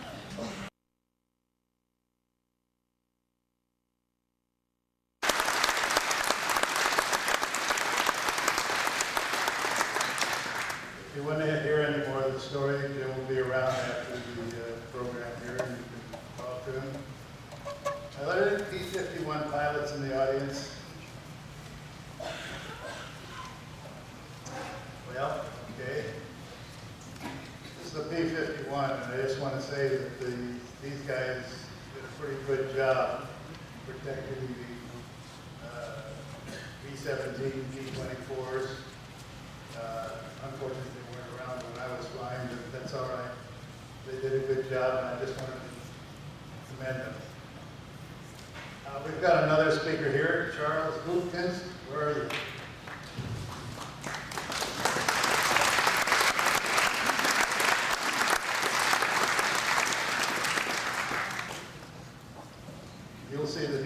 a bashful type, that's why he hid himself in the audience, but here you go.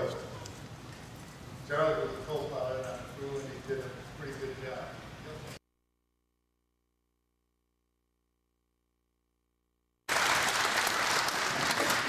It's always good to finish up with a nice little chuckle now and then. There's a few minutes left, and if there's anybody that's got any questions, comments, we've got 1 or 2 or 3 speakers here that can answer them. Anybody want to talk to Don? Anybody want to talk to Mike? Or any of the veterans here? Sound off. Good golly, we won another war. Nobody's interested. Or everybody knows everything. Is that correct? I have one. Good show. Wait a minute. Here we go. Chuck, could you tell them about how you told that bombardier how to get out of the plane? You remember that story? I did, absolutely. Go out there and tell them. That was really good.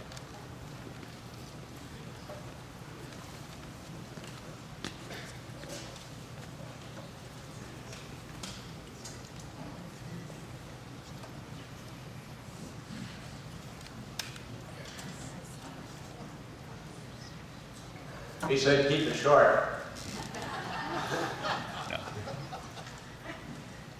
I know John Gibbons is here. He and I agreed yesterday 2 things. Number 1, we were dedicated to get the bombs on the target. Number 2, we have to survive. And after a few missions, you see airplanes going down, and you wonder why the crew can't get out. That occurred to me as I was flying. And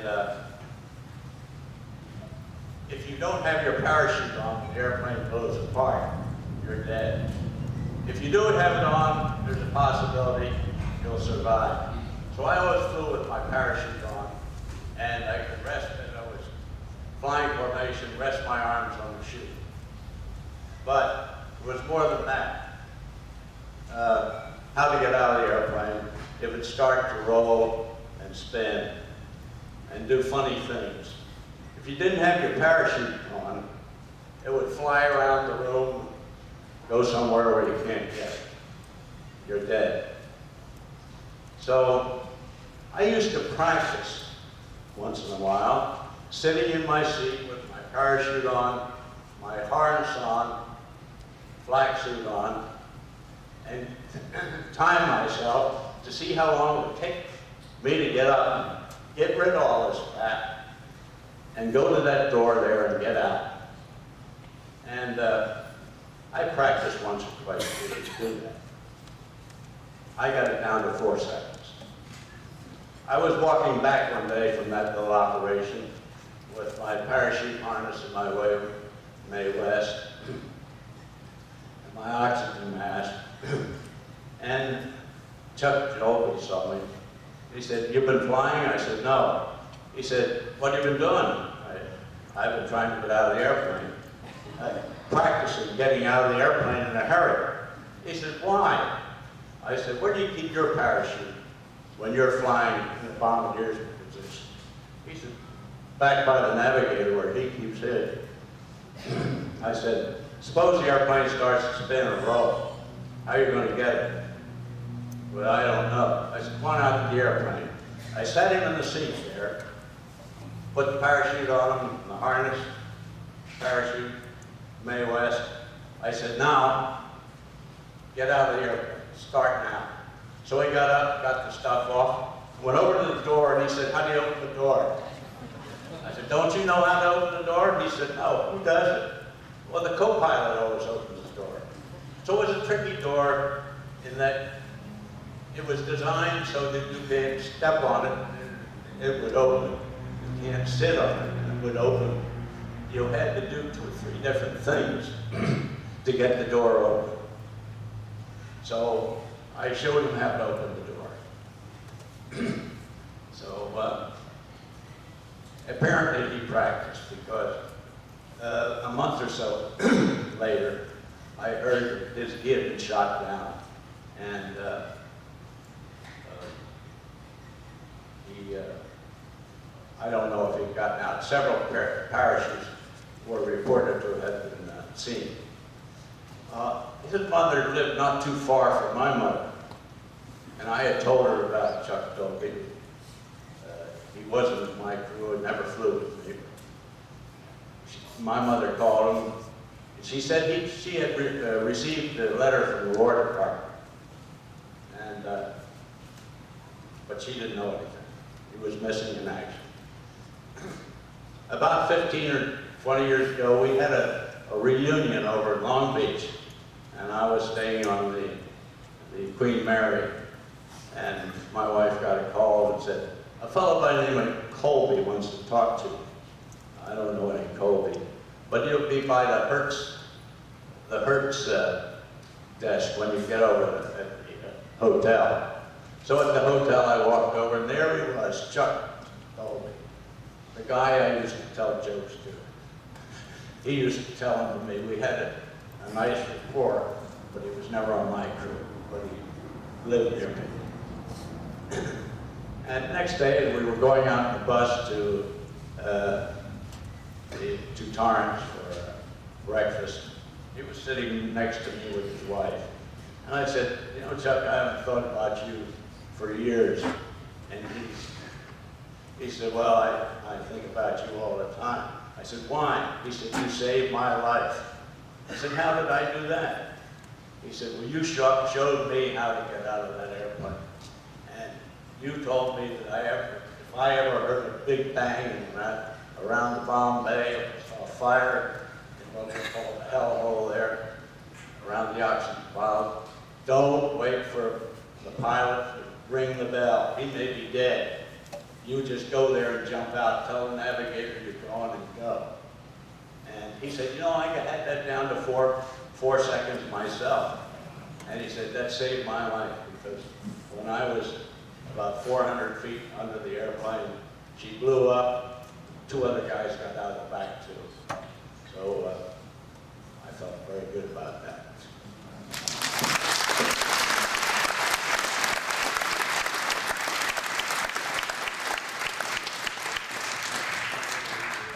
Our program is just about wound up, but after it's over, Don willingly agreed to sign a few books.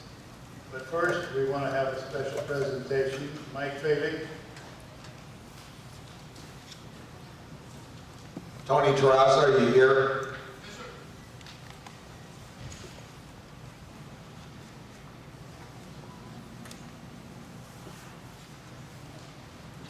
Back in the mid-'80s, a gentleman by the name of Billy Biddle, a navigator on the 350th Bomb Squadron, was on the crew of Hong Kong Wilson. Hong Kong, you out there? Stand up, please.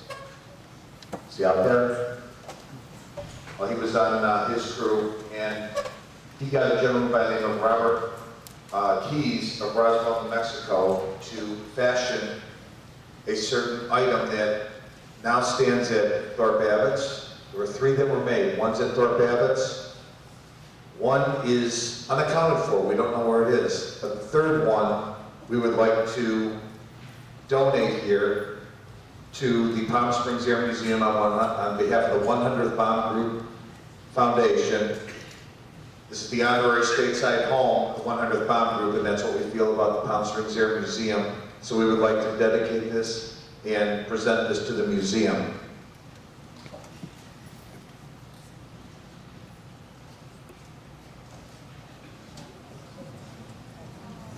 We hope that you fly this over the 8th Air Force hangar and find a great place for it. And may it always give you strong winds for your aircraft as she's taken off. This will be a way to always remember the 100th Bomb Group.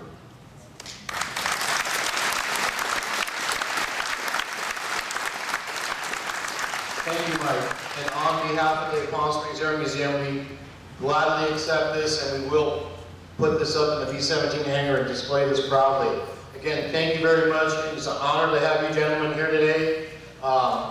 Again, you're always welcome here. This is your second home. Again, thank you very much, and thank you, folks. And here's Bob again.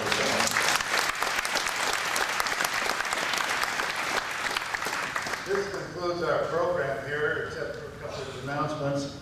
The B-17 is going to be fired up here in a few minutes, and immediately after that, we'd like all of the 100th Bomb Group veterans to assemble in front of the aircraft for a photo.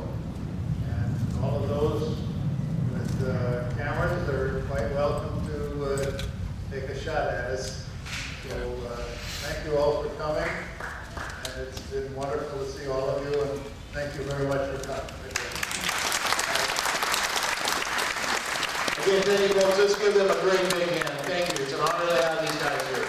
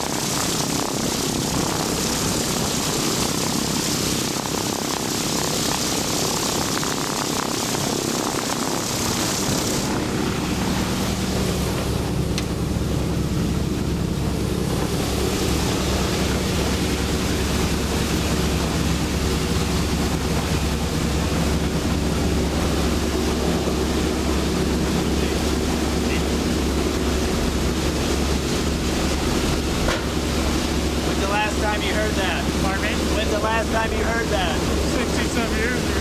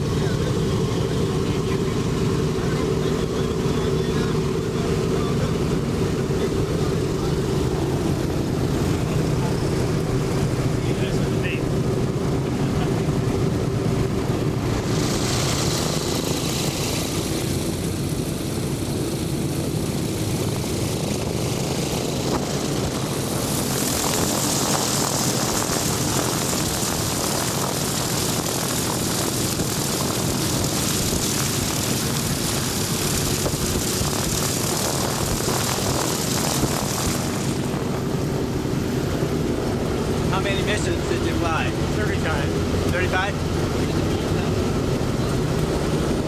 All with the same crew?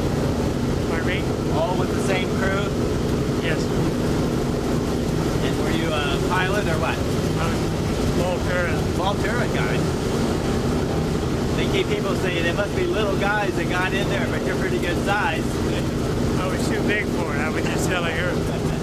But our Volterra freaked out and quit on us, and I was the next smallest guy, so I was elected. Yeah.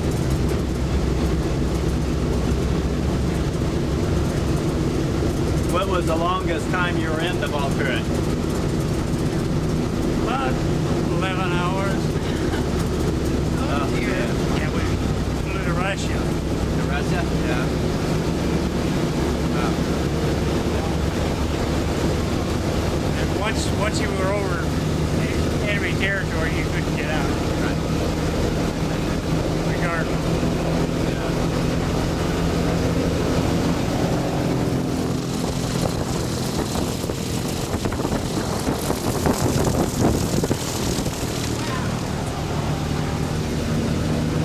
And your name is?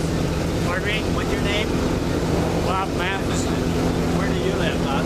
Santa Barbara. Have you been to the museum here before? Pardon me? Have you been here before? Yeah. Yeah, several times. Good. Do you have any contact with any of your former crew members? Yes, there are 4 of us left, and we do stay in touch. Pretty good, yeah. Our pilot, one waste gunner, our top bird engineer, myself.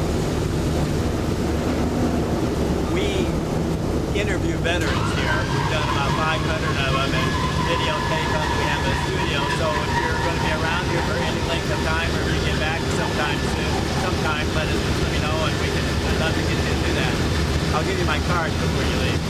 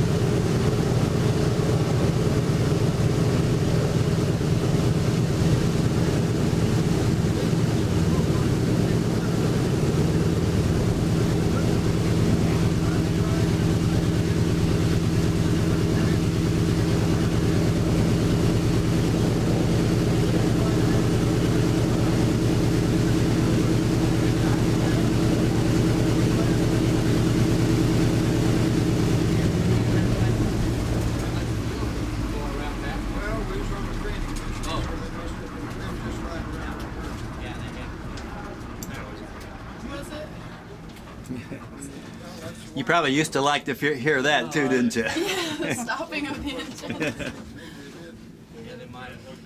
Home sweet home. Did they open the bomb bays? Yeah, they open it. They're open. They didn't never close them. They They close them and then open them again. Oh, did they? Yeah, I didn't see that.